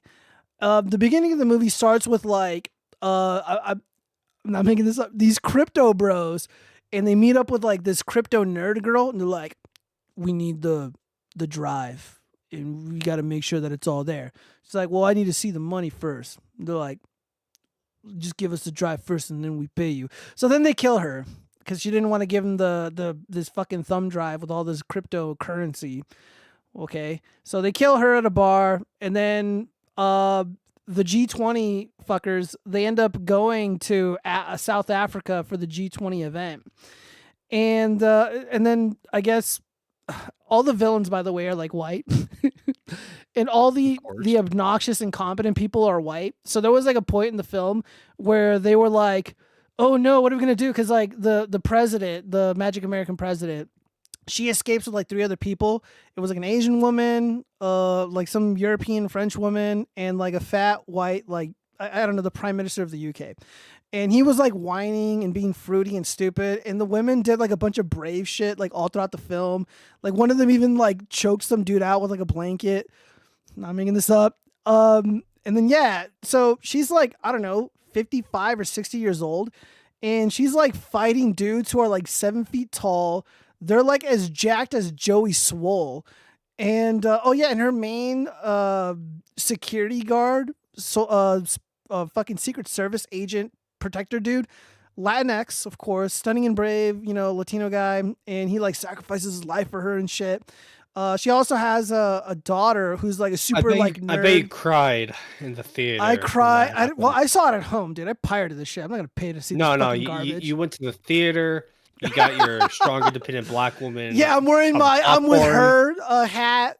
Yeah. I'm wearing. You got your trans flag pin. I got my T-shirt that says "Defend Trans Kids" and shit, and I'm just like sitting there weeping as the Latinx character dies because he looks like me. But no, it's what else fucking happens in this piece of shit? So the daughter she's like a computer hacker nerd, and she like hacks into some Wi-Fi thing, and she's like sending like fucking Morse code to like the White House or something. I don't know. So there was like an inside job. Again, all the villains, insiders who were like, they're like, you're fucking up the order, of the world order or whatever, giving all this money to the Africans. Like, who are you to take from us?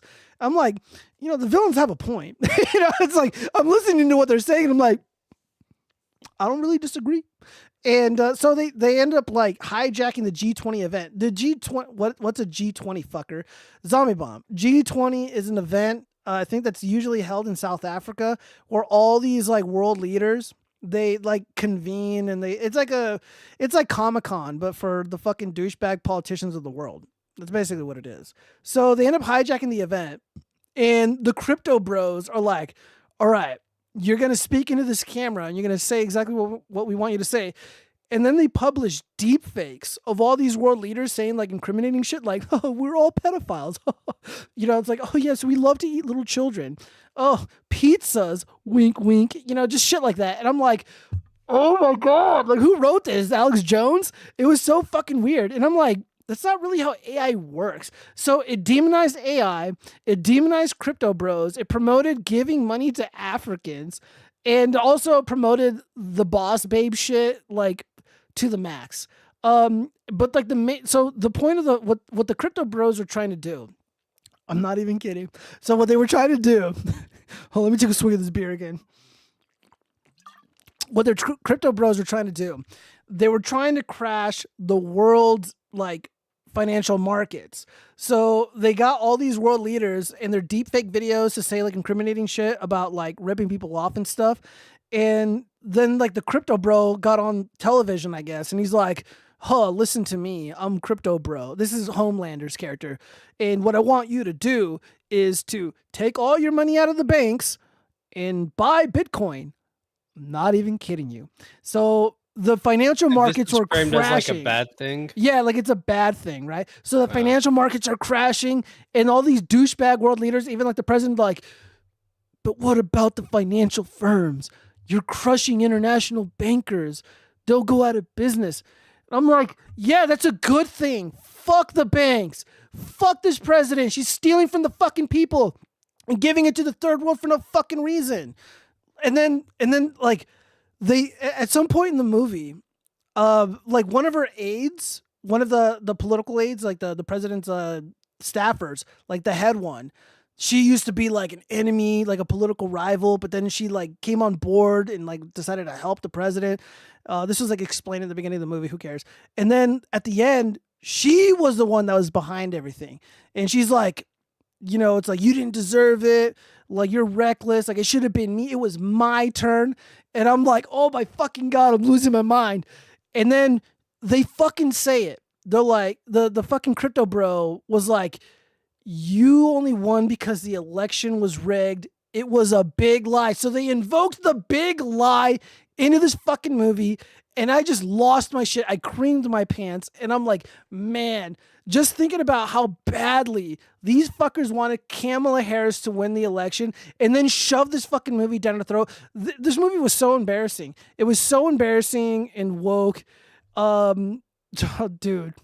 I'm just like, I'm blown away at just how terrible this movie was. So yeah, the international bankers good, crypto bros bad, stealing, we're not, it's technically stealing, but using taxpayer money and giving it to these fucking farmers in these other countries for no fucking reason. So stealing money from the public, that's great. And then it's just like, oh, we need a new, dude, it sounded, again, this movie, the genre, new music genre, new movie genre, Obamacore. This is like peak Obamacore content. And this movie, dude, this movie is so bad. It makes one ask themselves, is it better than ISOM? And the answer is no, it is not.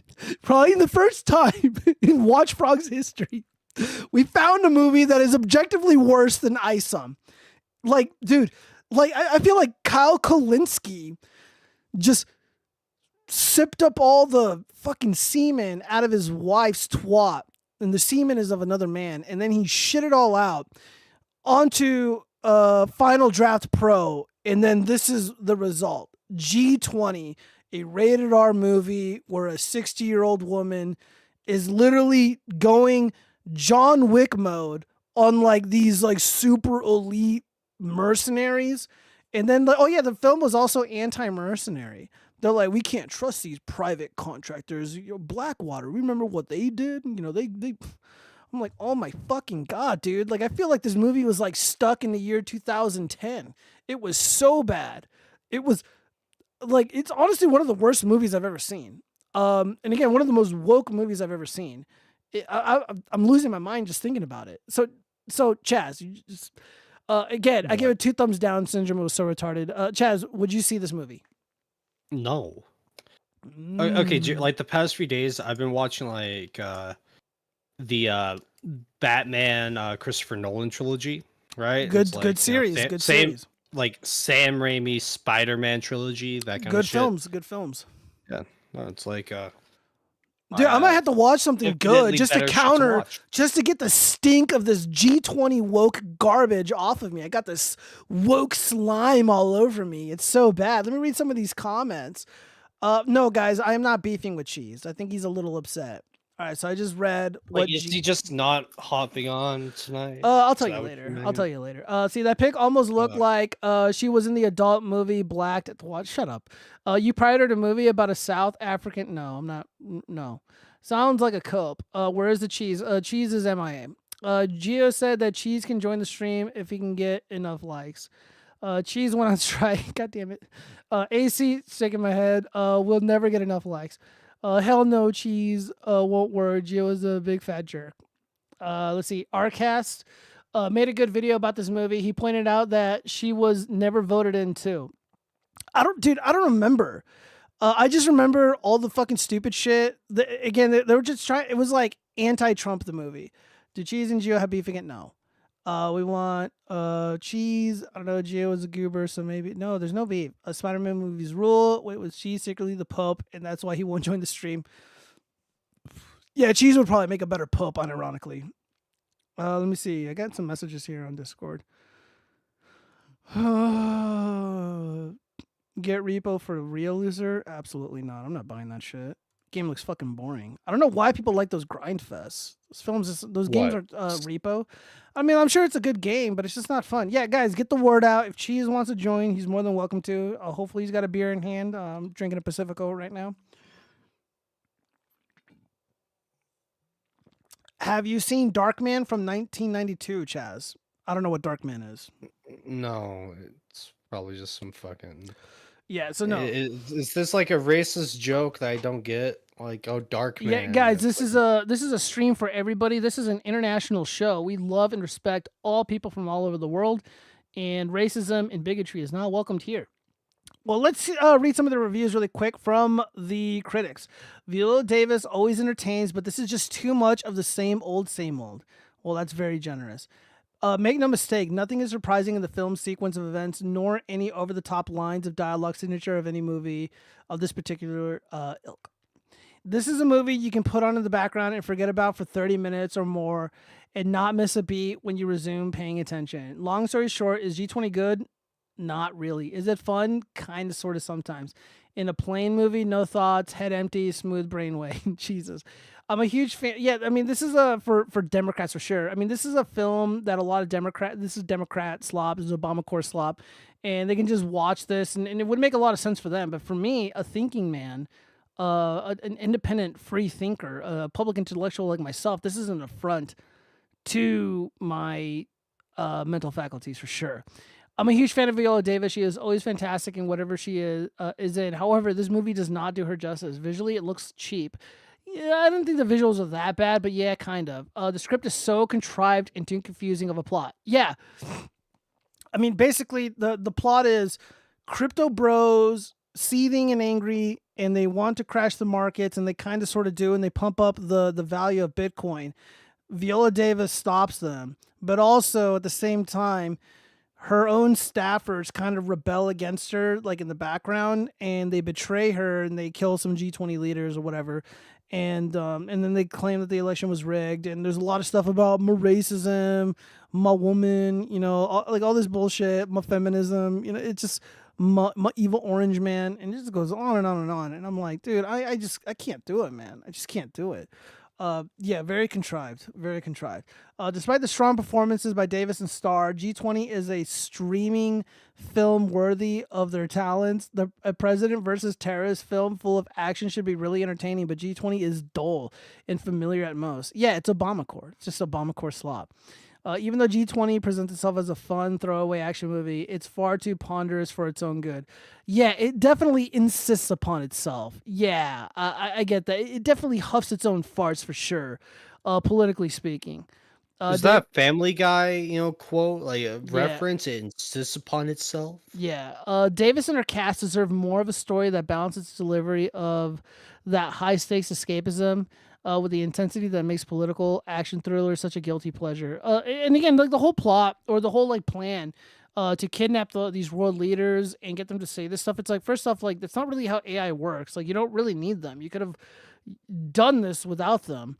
It would have made more sense to just kind of capture the event and then drop all the videos while they're having the event, and then just have like hack the news. Fuck, why am I saying this? Like I gotta wait, to see what my Mossad handlers have to say first. But I just would have done it a lot differently had I been Anthony Starr, the terrorist. All right, well, let's go ahead and move on.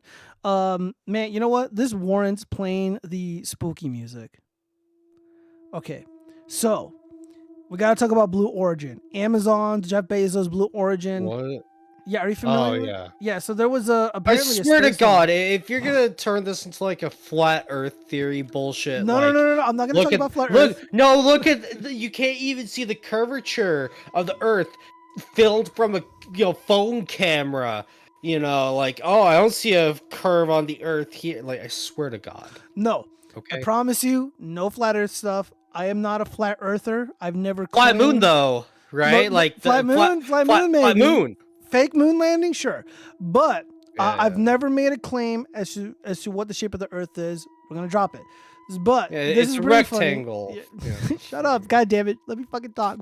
So Yeah. there was a funny video here. So the Blue Origin. Let me set this up first. Amazon's Jeff Bezos' Blue Origin company. They sent off this rocket ship in outer space, and Billy Zig. This went viral, guys. 12.2 million views. This is big.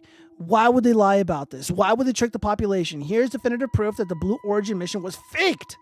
We have undeniable proof. So I'm gonna go ahead and boost this. Hopefully, there's no music playing in the background in this video.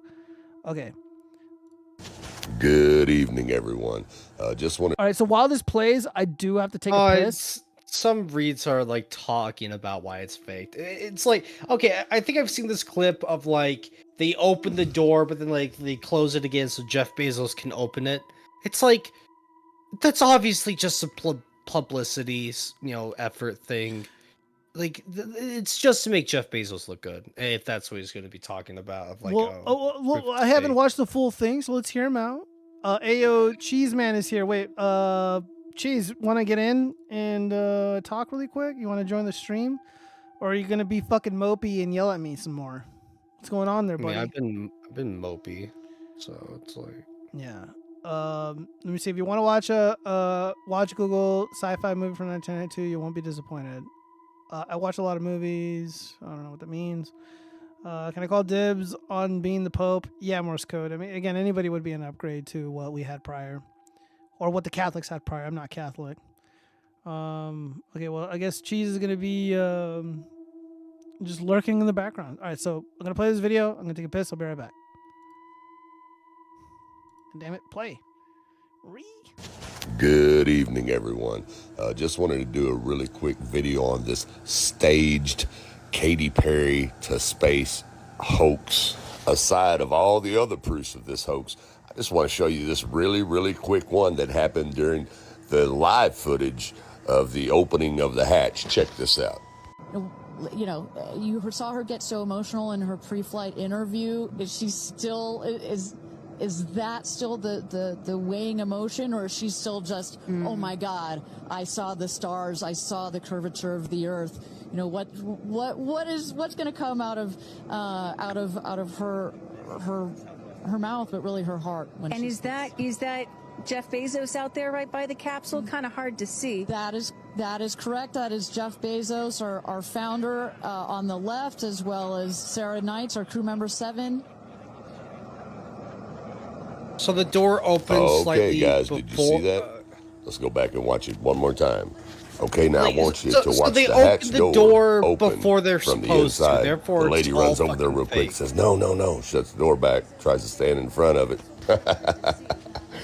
And then, actually, she starts laughing about it, as you can see right here, because, like I said, it's all staged. It has to look like it's open from the outside. Yeah, them opening it to make Jeff Bezos look good. Yeah, that is staged. So, like, are you saying that just because this, like, final publicity stuff, like, this bit makes the entire thing staged? Is that his point? Like, yeah, it makes Jeff Bezos look good. He opens up the sealed, like, fucking spaceship to let the people out on the successful mission. It makes them look good. Yeah. She's in seat 1, but which is so what? to the Who left, fucking cares? The left window there. This is literally fucking nothing. She will go first. And then last in number 6 is Carrie Ann. That is the window on the right. It's like, this is how you get fucking, conspiracy theory bullshit of, like, the Earth is flat, is like, they'll take one little thing that actually does look a bit weird and then blow it to be something way bigger than it is. Oh, I can't fucking see the curve on the Earth just standing still, just looking around. Therefore, the Earth must be flat. Like, what's his fucking point here, Gio? I don't fucking get it. Like, yeah, this bit was staged. So fucking what? What do you mean so fucking what? Dude, when you have the richest, most powerful man advertising a space mission and it's all bullshit, like that's a fucking problem, it's not, dude. It's Why not are you all okay with you bullshit, being though. lied to? Jeff Bezos pulled down his it's pants, not whipped all out his bullshit wiener, and is he's the fucking thing. peeing on you, and you're like, what's the problem? And there's a piss is flowing down. Like, what's wrong? Well, you fucking conspiracy theorists. Like, dude, you got fucking piss on your face, man. You're falling for the fucking scam. This is a scam, and people are falling for it. Guys, stop shopping at Amazon because we're funding fake fucking propaganda. The entire like rocket launch and like letting these women be in space for a few minutes? Are you saying that entire thing is staged? That entire thing is fake? Look, bro, I'm not entirely convinced that they even went to space. Like, look, I'm having my doubts, man. Like, look, as soon as you fake one aspect of this event, everything is suspect. This is the end the of poison, the event, though. The poisonous fruit. Okay, so like fruit. the rocket, like they filmed the rocket launch, though, right? Like you can see it go fucking up. They live streamed the whole Bro, it thing. could be CGI, right? man. Guys, gorilla emojis in the chat if you're disgusted that this is fake, and if you believe it as well. And let's get a frog emoji if you think this is legit. Let me read some of these. Pixie, what's going on, Pixie? Welcome, my brother. God, or the sister. people that blow this kind of shit up is just gay. It's like more like Jeff Bozo. Rip. I know, right? Jeff Bozo. I like that. That's a good nickname. Then like, I'm getting. Whoa, hold on. We got a $2 super chat for MTMG. All these women took G-Force training. Chaz? Question mark. Oh, okay. So I don't know about rockets. I'll admit that. But guess what? Want to know what the G-Force training was very important for? Is because the people on the space shuttle were actually fucking piloting the thing, and they had to understand how to endure those G-Force pressure, like, moments while they're controlling the space shuttle. You know you experience, like, high G-Forces when you're on a fucking roller coaster, right? And you would assume that rocket technology would advance a bit more over the past few decades, right? To the point where the G-forces might not be as extreme on the people inside the rocket because of aerodynamics and shit.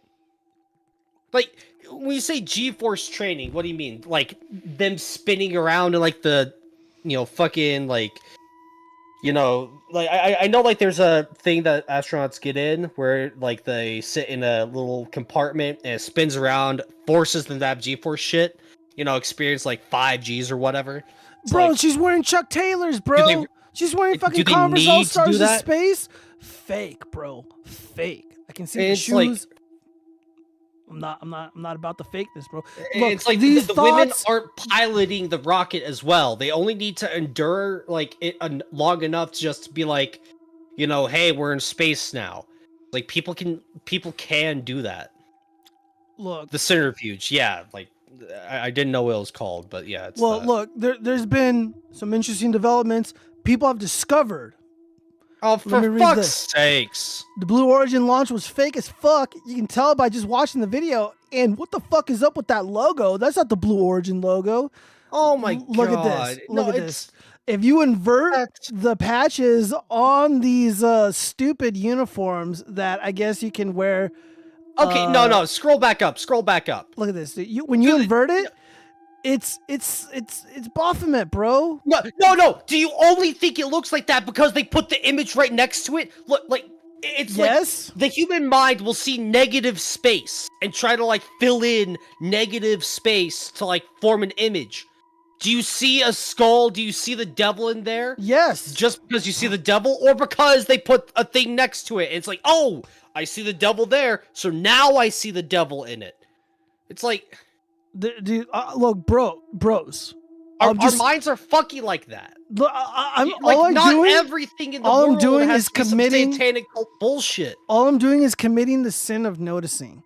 And like NASA has, its origin is rooted in the satanic. There were literally like the founders of NASA, the original creators of NASA were Satanists. And for whatever reason, a lot of these space travel endeavors, they just attract a lot of Hollywood sexuals, people from these demonic. Frederick Marx. I know jack shit. I'm a retard. I'm gonna kill myself. We all fucking know this, Frederick. I'm a dumbass. Yeah, like I know jack shit. Why the fuck do you expect me to know and talk about this shit? Oh, I'm not good. I don't fucking know anything. So now I can't. Why the fuck am I talking about it to begin with? Yeah, fuck. Like whatever. Look, we're not talking about Fucking G-force. We're not talking about science. We're talking about the trickery of the devil. We're talking about the trickery Wish the that devil is. would fucking kill me. Okay, everybody needs to chill out. Everyone needs to chill out. You good, Chaz? No, it's all fucking stupid, man. Okay, Frederick Marks, can you like shut your fucking mouth? Like you upset Chaz. Okay? No, he's right. Yeah, I know jack shit. I'm just pulling shit out of my ass. Like everything's fake and gay. So I think everyone should just kill themselves because everything's fake and gay. Disavow this this language. Rounder theory is a work of Baphomet. I mean, Frederick Marks, do you know this because you are like an engineer? Like you deal with G-force shit all the time. Frederick Marks is not a scientist. Okay, cool. He's never been to space. He doesn't know better. Buckaroo Bonsai space pajamas. Yeah, these are space PJs. I'd wear these. Actually, I would not wear these in space. Okay, 6. I hope when I release my video announcing that I killed myself, you comment like laughing emoji. Really dude, fucking bro, stop. Stop, man, please. I don't want to stop, Gio. No, I do want to stop, actually. You're right. Look what you've done, Frederick Marks. If you had the most aerodynamic... I'm not reading all that shit. I don't care about space. Chaz, demon possessed. Jesus, guys, stop. Look. I don't have a soul to possess to begin with, Buckaroo. Yes, you do. Buckaroo. The soul cannot die, Chaz. This is I'll just explain the G-force part. Sheesh. Yeah, whatever. Chaz, chill out, man. It's not a big deal, brother. It's not a big deal. No, look, we're supposed to be laughing. We're supposed to be laughing at Give me money, give me money. AC for the $2 super chat. When Chaz dies, Bigfoot will reveal himself. God damn it, you guys, stop. It's not funny. Moshe's right, since basic physics, G-force are not being okay. Like, guys, I don't care. Like, I'm not making a claim about science. I'm making a claim about how fake and retarded this shit is, and how satanic and violent it is. And a lot of people are in agreement with it. This post, did not go viral, but it got 17,000 views. Dog, that is the Blue Origin logo. Oh, yes, correct. Let's see. Fashion Show 2025, Battle of the Bands Roadie Tryouts. The rocket is called the New Shepherd. Sacrilege is intended, I'm sure, because none of the elites or their acolytes follow the true shepherd, Jesus Christ. Yeah, so this is an affront to the Lord and Savior, Jesus Christ. Absolutely. The most hilarious part was she called herself an astronaut. I input the logo. That's bullshit. Yeah, like she was a passenger in a car. You know, she's not the driver. Yeah, I mean, these people are obviously not astronauts. Like, we get that they're supposedly, allegedly visiting outer space, but there was just so much fakery afoot. And the more that people scrutinize this event, which is probably not the intention. The intention was for everybody to be like, "Oh wow, how cool is this? Look at all these women in space." And instead of people praising this, they hilariously mocked Katy Perry and the other goofballs on this ship, and they also are calling this out for what it is, mostly fake and astroturfed. And now the noticing has commenced, and people are noticing satanic imagery, and this stuff is everywhere, especially when you involve people from the satanic industries, like the film industry or the music industry, like which Katy Perry is a part of. She's published and performed a lot of music that promotes degeneracy, that promotes hedonism, that promotes this lifestyle that gets people to move away from Christ and his love and the light. And then, of course, when you invert these images, I mean, you do get an eerie image of Baphomet himself with his giant, glorious tits and his big old black wings and very, very pointy horns here. Like, this is all subliminal. I mean, that's how the subliminal messaging works. It's embedded everywhere, and you may not notice it consciously, but your brain does. Your brain notices it, which is why this is so nefarious. It really is, and people need to be mindful of it. So I'm actually very pleased that at least the majority of the internet saw this and called it out for what it was. Another one of Satan's schemes to promote...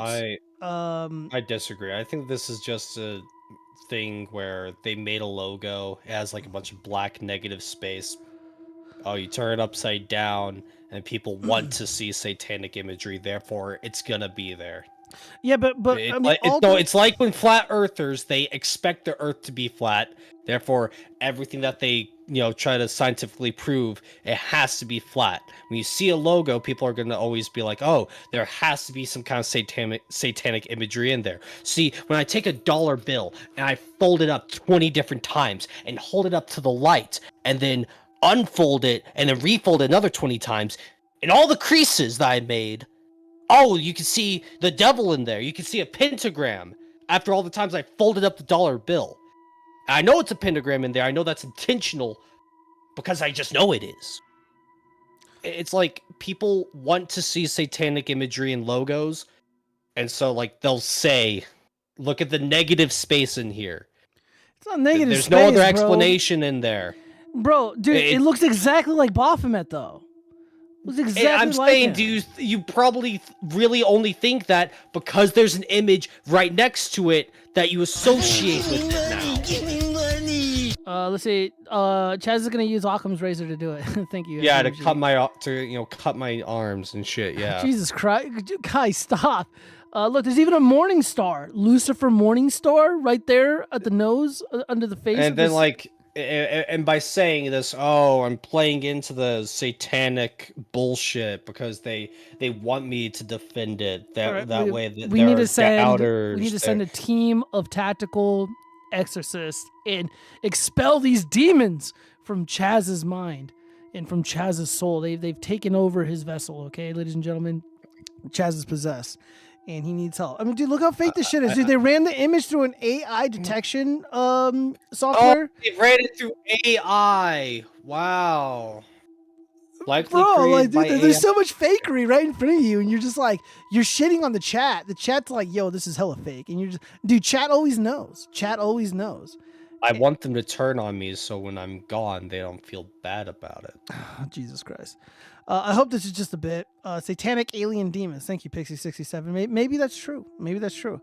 The most hilarious part is that she was called herself an... Yeah, I read that one already. This dude literally copied Hydra, left my ass off, yes, from Marvel. Okay, confused. Where's the room for shoots? Can't see adequate space for heat shield and no reentry burn on capsule. Real Housewives of Bezos' dick rocket. That's kind of funny. My father-in-law was on the 0G flight in the 70s. All right. Well, I mean, let's see. I think we have one more thing on this phony flight. Oh God, yeah. Look how fake. I don't know. Maybe like there's no burn marks on reentry because like it entered at the proper angle to not leave a bunch of scorch marks, or it's made out of material resistant enough to not have like. Do you want it to be like fucking blackened and charred? Because guess what? If it's blackened, like the whole point of Elon Musk trying to make these rockets is to make reusable rockets where every single part just needs a little extra, like little DIY, right? Just a little cleanup here and there, and within a few weeks, they could like use it again. Like if the fucking capsules had a bunch of fucking black scorch marks all over it, then it probably wouldn't be fit to reuse. So, like. Is that not a logical explanation enough? Do you want them to like lift it up and show the very bottom of it? It's like, there's nothing on there. It's just, yeah. Like what I'm saying is like these people will make up as much shit as they want to justify their reasoning why it's fake. I think it's fake. I'm gonna find all the reasons to make it fake rather than think, okay, why are there no scorch marks? And then I just came up, pulled something out of my ass off the top of my head, just thinking, here's an explanation to justify why there might not be scorch marks. But someone might hear that and think, no, I expect this result, I expect this outcome based on other rocket launch. Okay, that's really funny. So I expect like this shuttle, like this capsule to look exactly like burned up, fucked up shit on reentry from like the 80s. And because it doesn't look exactly like that from 40 years ago, it must be fake. Instead of, hey, maybe we made advancements in how we make these rockets to make them better and more resistant. But hey, what the fuck do I know? I don't know, dude. I smell trickery afoot. and I'm not gonna fall for the schemes of these spacemen and women and their silver tongues and their smooth talk. Not gonna happen. The frogs are on it. Let's see. Katy Perry says she feels. Oh, what is this? Let me see. See this cringe. It is the highest high, and it is surrender to the unknown, trust, and this whole journey is not just about going to space. It's the training, it's the team, it's the whole thing. I couldn't Dude, keep in mind, she went to space wearing Chuck Taylor's, Converse All-Stars shoes. And somebody else, one of the other women wearing high heels. Okay? But they went to space. Yeah, because like right. they're not piloting it. They're just like the pretty face on the like they're the like Playboy cover girl over the entire endeavor. Because what you're doing is you're like really finding the love for yourself, because you got to trust in yourself on this journey, and then you're feeling the love when you come down for sure, and you're feeling that strength. So I feel really connected to that strong divine feminine right now. Divine again. Yeah, more and like proof. She's saying dumb shit. Yeah. Divine feminine, the feminine, satanic, fell to the influences of Satan in the book of Genesis. Ladies and gentlemen, I think the frogs have nailed this one. Satan is definitely present in overseeing this operation here. And again, not a lot of people are falling for it, but we're one of the few that are calling out the fakery. We're calling out the schemes. We're calling out the silver-tongued satanic cultists who are trying to trick the population into believing this nonsense. And for what reason are they doing this? I don't know.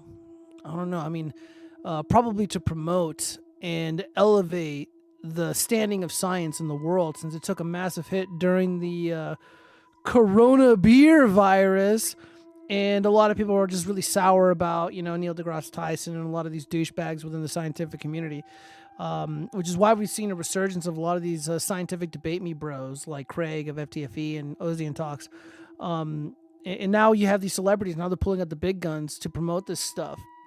But the reality is like this stuff has always been rooted in the satanic.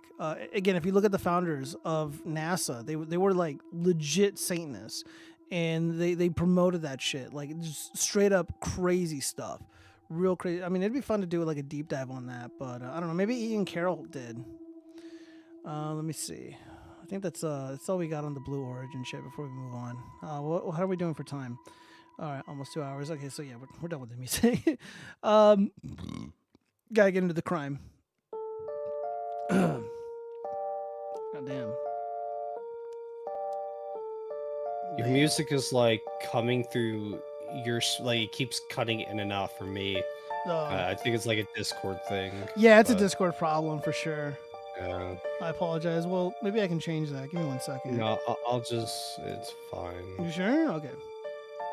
I'll just play like a song in the background for myself. Yeah. So Cybertruck carved, owners harassed in 2 Las Vegas Valley Tesla incidences. I have not seen this. However, if I did, I would have been, quick to stop this hate. So liberals are so mad now. They're carving Nazis and swastikas into everything. And of course, this is a liberal because they did the swastika completely wrong. Yeah, it's getting worse. I mean, this is continuing, but we're going to move on because I don't want the show to go on too long. Let's see. ISIS recruiter Nutella. That's a real name, Nutella, like the food. Sentenced to 19 years in prison after court tossed shockingly low punishment. Yeah, good. Fuck you.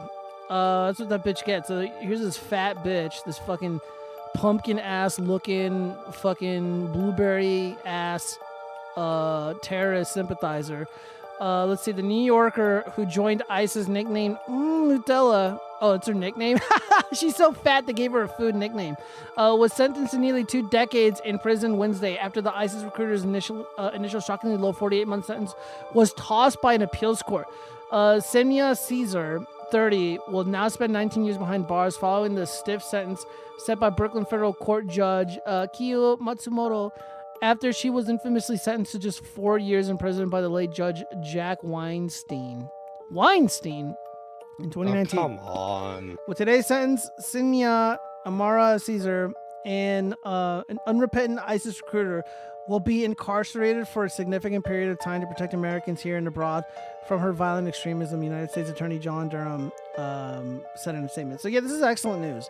And this is what should happen to a lot of these people who are committing all these election crimes. They should do about 20 years. This is exactly what I said. Like, yeah, they need to do 20 years so the world can heal, so the country can heal.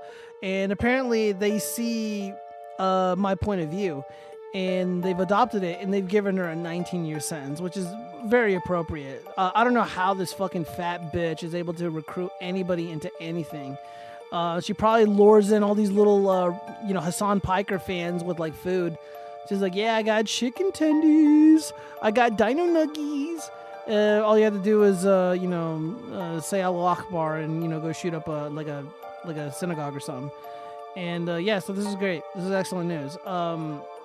I don't know, like, if she's not an American citizen, we should probably deport her after the 19 years. Fuck it, just send her to El Salvador anyways after 20 years. What else do we got here? Breaking news, Wisconsin teen allegedly kills parents to obtain financial means to eliminate or delete the save file of President Trump linked to satanic cult. Again, the Satanists. I bet this guy watched the Blue Origin spacecraft videos on repeat. These satanic cultists, they all stick together and do the exact same thing. So, again, I don't know what it is with the blue, the so-called Rust Belt blue wall states that just attract these fucking freaks that all want to harm the President of the United States. I'm not going to dive into this because we just don't have a lot of time, guys. The show's already 2 hours, or it's about to be 2 hours. But yeah, what's going on? If you see something, say something. The government works by tricking you into waiving your rights in family court. If you don't waive your rights, they manufacture fake evidence to take your kids. The Trump trials show how they create false evidence. Our government is a scam. I don't care about this shit. We're gonna move on. Minnesota podcaster pleads guilty to sharing nude photo without consent. A YouTuber, Aaron Imholt, pleaded guilty in court last week. Imholt was accused of sharing a nude photo of a woman without her consent. Destiny? No. No, I know it's not. Yeah, he is not expected to face time behind bars after the plea agreement. Yeah, so you got a pretty damn good deal. Good for him. I will say this. I think Aaron definitely comes out on top in this whole scenario. He definitely did a really... gets sent nudes, can leak them, suffers no jail time. He's gonna get more nudes from this alone. Yeah, probably. Well, I mean, it's just like it's weird because there was a video that I was watching with Kumala and Nick Rekieta, and they were like trashing this guy. And like what Nick was saying about Aaron wasn't false. He was like making fun of Aaron and his lack of understanding of like the YouTube ecosystem and the YouTube business and just like the online landscape, because he's like a douchebag radio morning zoo guy. And Nick was like bragging, he's like, dude, like I know a lot of these big YouTubers, like I've been to their houses, like I've collabed with them and all this stuff. And, the whole time I'm thinking, I'm like, yeah, you get more views and you have more money and you've been to these people's houses or whatever, like you just quote unquote know them. But like you lost your kids and you're known as a cuck. You let Aaron fuck your wife and like you got humiliated in such a spectacular fashion. Like he's getting all these super chats and people are just like dunking on him and stuff. And I mean, there definitely needs to be room for forgiveness and space for this process to play out where Nick can come out a reformed individual. But like he is sour grapes about the whole ordeal. And it's pretty evident. There was an interesting comment that somebody made where it's like Aaron Imholt and April or the Ape, like they were like the jocks growing up, and Nick and his wife were like the nerds. So that's why like there's this weird attraction that they have towards each other. I don't know, man. The whole thing's so fucking bizarre. I don't know. Like if this was me, I don't even know if I would have the ability to show my face on the internet ever again. If I'm known as the guy who let another pathetic loser man fuck my wife, and if the state came and took my kids, and I was known as like a drunkard, degenerate drug addict, and I don't know. So a lot of us initially believed that he was going to receive 30 days in jail. The courts say that it's deferred. However, it may be deferred. I think that was the verbiage that they used. Like, it may be deferred, the 30-day, if he complies by the August sentencing date. So I think August 1st or the beginning of August, they're going to sentence Nick Rekieta. And I think at that point, they'll decide whether or not they're going to put him in jail. If he shows no remorse, if he opens his mouth and talks shit about the judge or he lies about the cops or the CPS workers, yeah, they can probably just say, you know what, fuck it, we're going to throw you in jail. It is a possibility, you know, and again, like, he did get probation for 5 years. That is a long fucking time to be drug tested, to have cops show up and look around your house. Like, dude, you basically surrender your privacy rights for 5 years. If he has good behavior for an extended period of time, I think there's a possibility they may reduce it. But dude, 5 years probation or parole is like a long time. I don't know what to make of it. But he obviously didn't. I think the 5 years is worse than the 30 days in jail, to be honest. Like, I don't know. I think I would try to. I think I would rather do the 30 days and be under the thumb of the fucking government for 5 years. I don't know. I feel like I can do the 30 days. Actually, no, I take that back. Fuck jail. Jail sucks. And I don't do drugs and I rarely drink, so this wouldn't be a problem for me. Let's see. What is with the melancholy music? I don't know. I think it's funny. It just fills the room up. If there's dead air, accidental dead air, like the music is playing in the background. Let's see. It's fetal alcohol syndrome. Zombie bomb. He fed his coombs to that man. I think that's weird. Yeah. Again, guys, it's a cuck circle, man. A lot of nasty stuff happens in a cuck circle. Talking about Aaron is stupid. Racket should just give up about it. Yeah. If I was like advising Nick, I'd be like, dude, like I know it's really easy to talk shit and to comment on the situation from somebody on the outside. But like, if I was close enough to Nick and I afforded it, and I mean, we talked before, but if I was like to give him any advice, I'd be like, dude, like, you need to just do like one really great statement before the jail, before the trial, or any of that shit. Just be like, hey guys, you're going to hear a lot of stuff about me. A lot of it's not going to be true. Some of it is. I made some mistakes, and you know, I gotta clean up the mess that I made, and I hope that you guys will still be there and join me when all is said and done, and hopefully you guys can understand and, you know, forgive me or whatever. And a lot of people were advising him to just take a deal early on, and he feels like that was, you know, everybody who suggested that was like dumb and stupid, etc., etc. I think Nick is wrong here, but I understand his strategy, and it does make sense, because he initially was trying to contest a lot of the evidence, you know, contest a lot of the stuff that was being alleged against him. And he was going to fight it at first. He was going to do the best that he could, which, again, it really wasn't. I mean, they had him dead to rights, so it didn't really matter. He just stalled and extended all of his suffering. At least that's what some of the other lawyers suggest, and I agree with them. But he's like, well, overall, I could still get the deal. And he did get I mean, I don't know if it's a good deal, man. 5 years is a long fucking time. They can show up and they're like, whip out your fucking dick and pee in this cup in front of me. You know, they're gonna go through his panty drawers. You know, they're gonna talk to the kids. They're gonna take, you know, they're gonna fucking snoop, dude. Like, you're fucked. You gotta ask permission to leave the state. You know, the guy, he's a popular YouTuber. He's got really good numbers right now. And, you know, it's like, I mean, is this the best deal? Like, I think it could have been a lot less had he played ball. Had he not been such an asshole and called the cops, you know, pussies or whatever, and been so contentious and combative. But you know what? It played out the way that it did. And, you know, there's blessings in every tragedy, I suppose. And if he really wants to make this work, he probably can. But the reality is, it's like, dude, like, when you deal with somebody who's in denial about their drug use, they're in denial about their vices. I mean, who knows how effective this probation is going to be? Who knows if he's going to be able to stick with the rigorous testing, with the rigorous overreach of the government, just looking at him and watching his every move. And he's not out of the woods yet either. Legally speaking, Montegraph has launched a successful lawsuit against Nick Rekieta because Nick Rekieta called him a PDF file. Like, dude, you can't fucking lie about people on the internet because they're gonna sue your ass and they're gonna win. Carl Jobs comes to mind. Aaron Imholt stated very clearly that the FBI is now involved because apparently the local officials, it was too much for them. So now the FBI is involved in investigating the cyber crimes that are, that allegedly took place at Nick's house, going through Aaron Imholt's accounts. Like, dude, like if they go, like, dude, you're fucked. Like, you're so fucked if they go through with this. Like, you're in so much fucking trouble. And yeah. And even worse, again, like my theory, again, this is just alleged, it's just a theory, I could be wrong.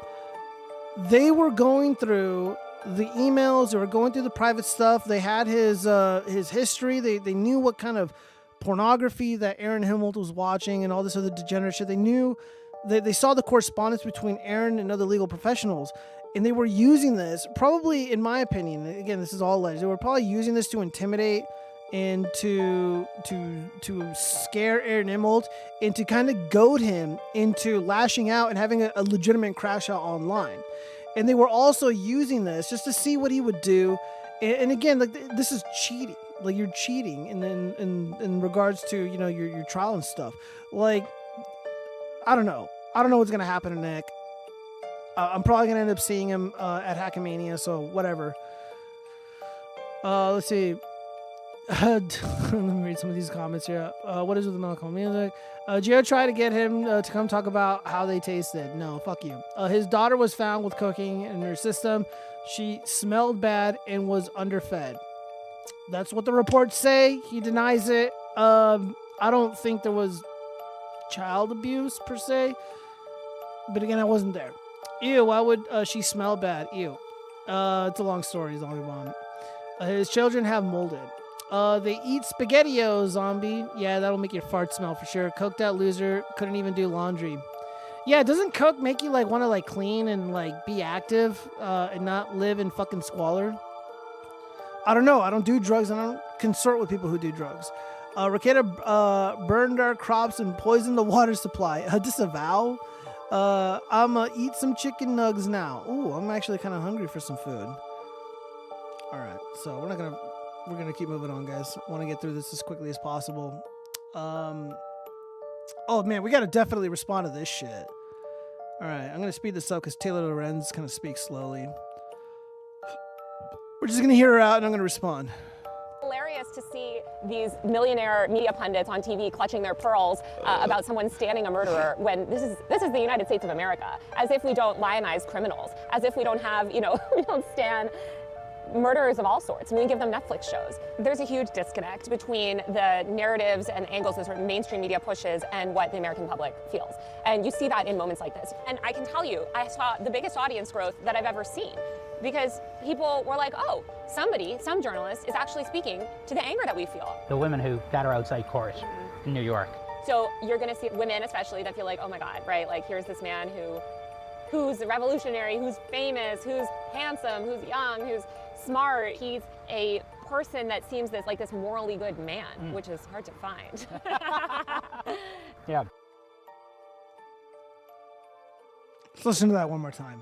He's a person that seems this morally good man, which is hard to find. Yeah, I just realized women will literally date an assassin before they swipe right on me. That's where we are.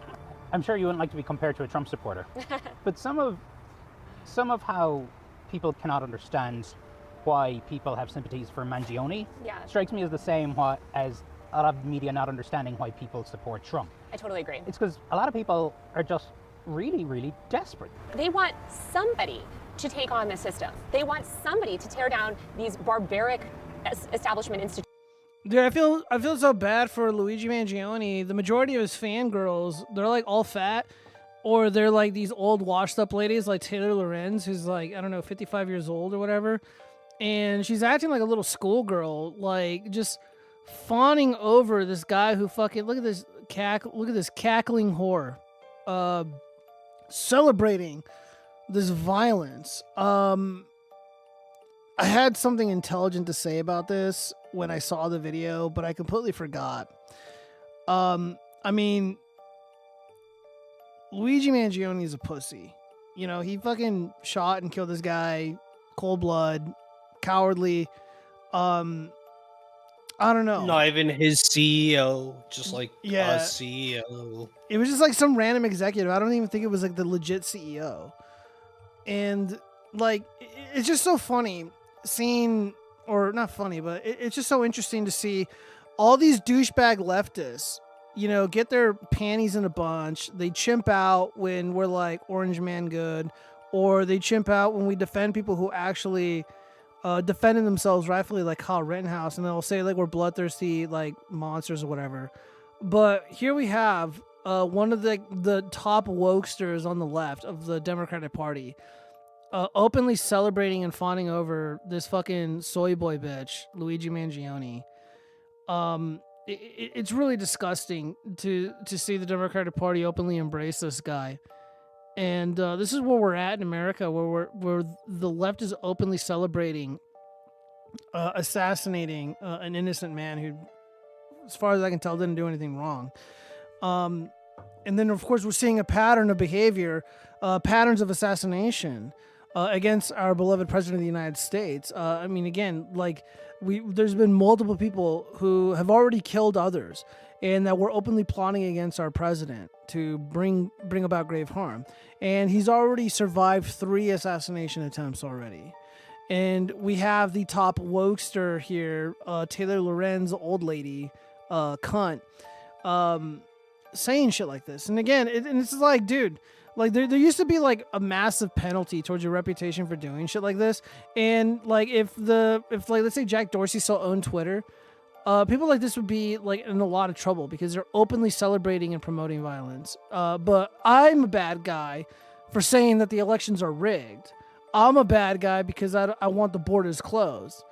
But she's openly celebrating murder and violence and death, and it's just disgusting. And it's disgusting when it happens on any side. Like there's this guy, I forget his name. I think it's like the Patriot Misfit. I don't know this dude. I never interacted with him. But he was like, I don't care how many dead babies it takes to get rid of Hamas. Like, as many as it takes. And I'm like, dude, what the fuck is your problem? Like, why are people so fucking retarded when it comes to, like, politics now? Everyone is so fucking extreme. And it's just like, yeah, you don't have to support Hamas and shit, but, like, you also don't have to fucking promote and celebrate dead babies. It's like, you can hate the fucking the insurance companies and Big Pharma, most of whom are all Democrat and MAGA donors for the Democratic Party. You can be against all that without celebrating and promoting death, you fucking monsters. I'm so fucking sick of these bitches. And they act like they're fucking better than me. That's what bothers me the most, is these fucking shitheads think they're way better than me, and they're not. They're fucking pussies. Like, they'll fucking recoil. They'll tremble in fear if I'm just, like, walking around them with, like, my MAGA hat on. But then they get on the internet and they start talking all this shit. Like, I see right through it. They're a bunch of frauds.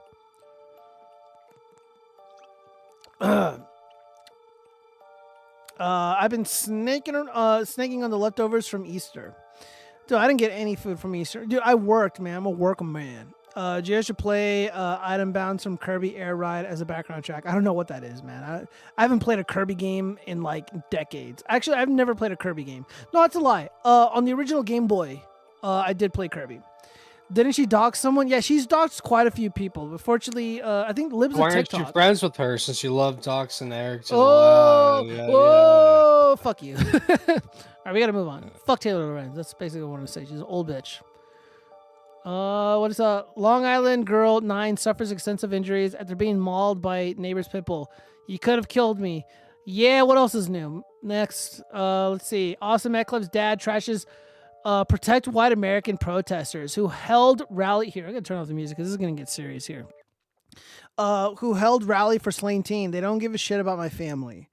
Yeah, dude, this is actually not true. And it's just so weird to see this dad's response to his son being ruthlessly murdered by this ghetto fucking shitter, Carmelo Anthony. I've never seen such cuckage on display. And a lot of Destiny's tweets end up on my feed accidentally. And this takes the cake for the level of cuckage that is, like, possible to be on display. I don't know what this dude's deal is, man. I was responding to Ryan Harkness, a buddy of mine, and he was criticizing Trump, and he's like, dude, like, he was like, I bet if this kid was Israeli, like, Trump would be out there sucking, like, the family's dicks or whatever. And I'm like, dude, you have to understand that, like, if somebody doesn't want your help, and if somebody hates you, it's probably best that you avoid them and you stay away from whatever it is that's going on with them, because nothing good can come of it. While it would be nice to see President Trump step forward and defend Austin Metcalf's honor and defend this family, this family would like reject him, and more people would turn on the dad and Austin Metcalf's camp. Myself included. Like I don't want to say I've lost interest in the story because I'm curious how this is going to play out in the courts, but I'm not No, really. one asshole will say like he's undecided. It's gonna be a hung jury. It's gonna You be like think the so? O.J. Simpson case all over again. Dude, I'm scared because I don't know how this is going to play out. And What do you mean you don't know, Mr. Pattern Recognition? Like, oh, there's satanic shit everywhere, bro. Like, okay, you know how this is. You know how this is gonna go down. There's only two logical outcomes that I see. So worst case scenario, He gets off completely scot free. Yeah, he gets off completely scot-free because the jury is threatened. And that's a very strong possibility. The other possibility, and it's also a really strong one because the so-called evidence for self-defense just does not exist. There were no elements of self-defense. The Carmelo Anthony camp can't even say that the kid is innocent. They just say, we got to protect our black babies, blah, blah, blah, blah. No, he's guilty, allegedly. But another horrific scenario, because right now, almost half the country believes that this is a legitimate case of self-defense and that he is not being treated, Carmelo Anthony is not being treated fairly. So the Democratic Party, a lot of these professional activists like Black Lives Matter, they're priming the public. They're riling them up by saying repeatedly, Carmelo Anthony is innocent, his life is valid, his self-defense matters, due process matters, blah, blah, blah. And so in everybody's minds, they think, again, they think Austin Metcalf was a drug addict. He was saying slurs, yada, yada, yada. So they're like, so they believe this. And once the trial happens and all the evidence is presented and both sides make their case and it's abundantly clear that it's impossible to defend what Anthony Carmelo did, they're going to find him guilty and they're going to throw the fucking book at him. And people are going to riot and it is going to get really fucking ugly in the country. And we already have a massive casualty. Two, obviously, one of them being Austin Metcalf, who is a wonderful boy, a smart boy, and he's no longer with us. But like, everybody wants so-called unity. You know, everyone's sick of like the racial divide, all this woke bullshit. Like, we're just sick of it. We want to go back to the '90s, early 2000s, and everybody just got along, and all the racial shit wasn't that big of a deal. But like, dude, this has gone nuclear, and Asmongold made a really great video, and he said that Nicholas J. Fuentes could not have divided people as much as this story has among racial lines. And that's really, really sad, especially for people like me who don't want to see people being nasty to each other, who want to see people all over the world and all over the country get along. I don't know how we can come back from this. I don't really see a way out of this. Besides people just being brutally honest about the nature of crime and being honest with the bad people that are stoking racial animus and hatred and deliberately lying about the justice system, deliberately lying about historical realities regarding crime and race, and making this out to be a situation where Carmelo Anthony defended himself when it wasn't the case, according to the reports that I've seen, at least.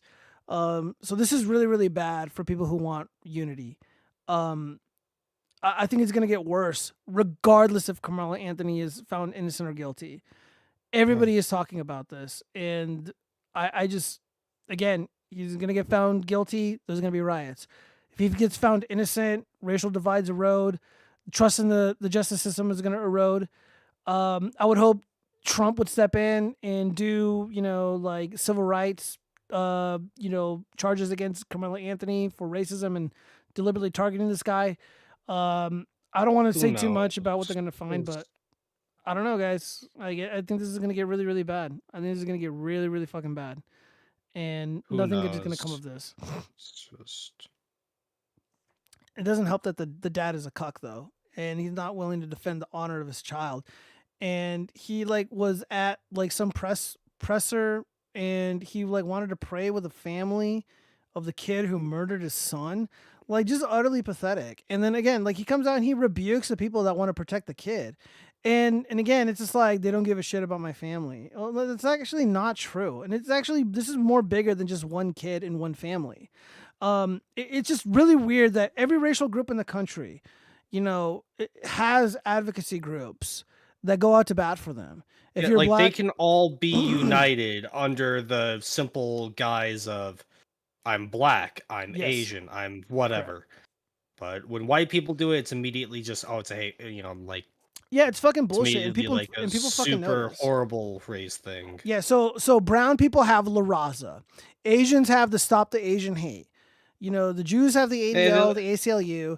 And Blacks then have like BLM. Native American people have like, oh, they stole our land. They have their casinos and shit. Yeah, the Native Americans have their own advocacy groups. So everybody has their own advocacy groups. In every incident, you know, like literally, Magic Americans were violently killing and pushing Asians onto the train tracks in New York City, and it said Stop the Asian Hate. They blamed white guys for that, for whatever reason, and that was a racialized thing. That was politicized.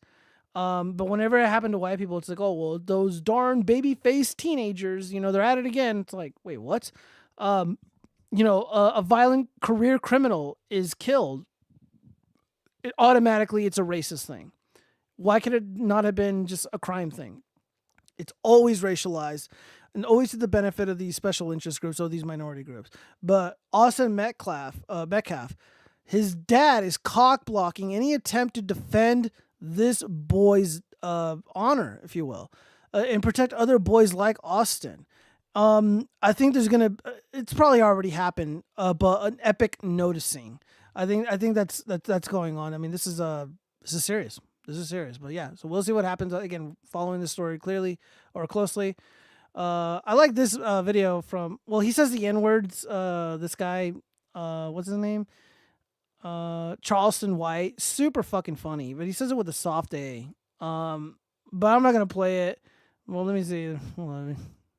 This was not a racial killing. So why are the adults coming in playing a race game? The worst thing y'all could do is play the race game in this redneck county, nigga. That black judge, they already working to get her out of there. She will not be a judge in Collin County anymore. And if you from the Dallas-Fort Worth area, you know them people don't play out there, nigga. They from out of town. These are outsiders. They will make an example out of that black kid, and black people will get him hung playing the race card. How dumb can you be? Yeah, again, this is a really strong possibility here. If the jury is just so sour on the way that the activists have behaved, they're gonna be like, you know what? I don't give a fuck anymore. Their threats mean nothing to me. We're gonna throw the book at him. So there was an opportunity for Austin Metcalf to have been found guilty and receive lesser charges, right? So he wouldn't be doing no 50, 20, you know, life in prison. You know, he would have done something more reasonable, if you will. I think we're beyond that point now. It's either going to be all or nothing. He's either going to be free or they're going to throw the fucking book at him. And he's going to be tried as an adult too. So they fucked up, man. Charleston White is not wrong. This is the time we supposed to say, let's come together. Why can't we all get along? This is that time so we can have his life spurred. They go hang that boy. He deserved to go to prison. If you take a life, you ain't supposed to be able to walk away with no consequences. It's consequences to your actions, right or wrong. Even if you justified to take a life, your life wasn't in danger. Correct. 100% full stop. Carmelo was wrong, dead wrong. In the witness accounts of what he said, he grabbed the book bag. Let me tell black people how dumb y'all is. Don't you know they got a police report with the evidence of a knife and not a cleat sharpener? There's no such thing as a cleat sharpener. Correct. They have evidence, a police report where they confiscated a knife. How dumb can y'all be? And black people, y'all don't have no compassion for a parent who has to bury their child. Y'all haven't extended no level of empathy for another dead kid. Black people, I hate that this kid will be sacrificed. But he's not from here, so I don't give a fuck about it. Fuck him. His daddy is a weak nigga to me. Disavow the N-word, disavow. Nigga, y'all out here in this $900,000 house rent. These people say y'all got 4 or 5 registered failed businesses, and man, they finna make a mockery out of y'all. But your daddy, nigga, the daddy ain't got nothing to say and his boy dead. You let the bitch do, nigga, you weak, nigga. That's why the boy weak. You weak, that's why the boy weak. And the mama weak, cause nigga, she doing all this goddamn talking, but he left out of your house with a knife.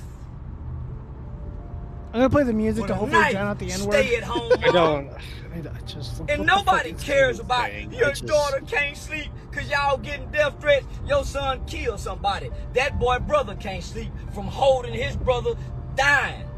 You think people are, y'all are not the victims. Carmelo Anthony, you and your renting family, y'all are not homeowners in a town full of homeowners. Y'all are renters. You're not even from here. And you done brought people that's not from here to cause trouble and try to divide us from our good blacks. You're gonna pay, Anthony family. They're gonna hang, your boy's gonna suffer. See, right now, y'all don't know. The dad's a convicted felon. Man, this kid is gonna pay as he should. Because they got all these dumbass black people playing a race card in a racist town. And I wouldn't call them racist. They just don't like your kind. And neither do I. I hate a victim-minded black person. I hate a black person that doesn't take accountability. Uncle Ruckus IRL? I hate a criminal-minded guess, black dude. person. I hate a nigga that let his wife do all the speaking. So See, that's just Uncle Ruckus. Apparently, this is almost 1 million views on this video. Here, you turn the music off now. That was a golden opportunity for the black community to condemn the cold-blooded murder of a white child. It was a layup, low-hanging fruit. Could have shown solidarity with the rest of America and preach unity. But no, they know the truth, but they chose to lie and defend him and create irreparable division. This was not the hill to die on. Yeah, man, look, they could have made a case for Tamir Rice, and I got nothing but love and sympathy for the boy. And I think it was fucking sad what happened to Tamir Rice. My heart breaks for that shit. Because I remember when I was a little kid, when I was that age, me and my buddies, we'd run around with little pump action, little BB guns that shoot the little plastic balls. No one ever killed us. So I get it, man. You know, the Trayvon Martin shit, even though a lot of that shit was a hoax, you know, the boy was going through some shit. And a lot of bad decisions were made that night. And I do have a lot of sympathy. You know, there was a chance for us to come together. But man, the crazy evil shit that they said about Austin and the dad being such a fucking cuck about it. Real men got to step up and defend the boy. Fucking Charleston White did a better job defending him in this 4-minute video than he has in the past, few weeks or a month or so, as this transpired, this horrific event transpired. I mean, that's pretty sad. All right, well, we got to move on. This is get a timeline cleanse here. This is actually kind of funny. No racial slurs here. So the caption reads, manager confronted the customer outside for not tipping.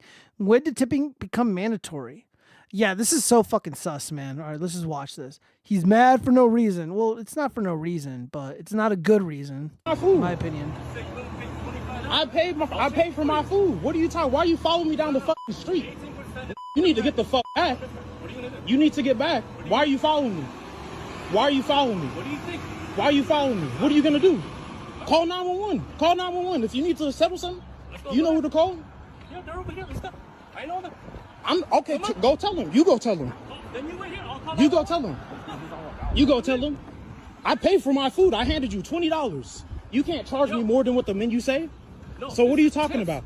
Bro, I'm not legally required to give you a fucking tip. Get the fuck back. Get back. Get back. Get back. Get back. Get back, bro. Huh? I'm telling you to get back. Yelling at I'm not me. trying to with you, bro. Bro, I'm not trying to fuck with you. You piece of shit. I'm not trying to goddamn fuck fucking yelling at me. I'm not trying to fuck with you, You bro. shut your goddamn fucking mouth, man. Why are you following me down the street? You piece of shit, little piece of. Bro, I pay I'll for my smack food. the shit out of Bro, you, I pay for punk my ass food. man. I pay for my food, bro. Piece of shit.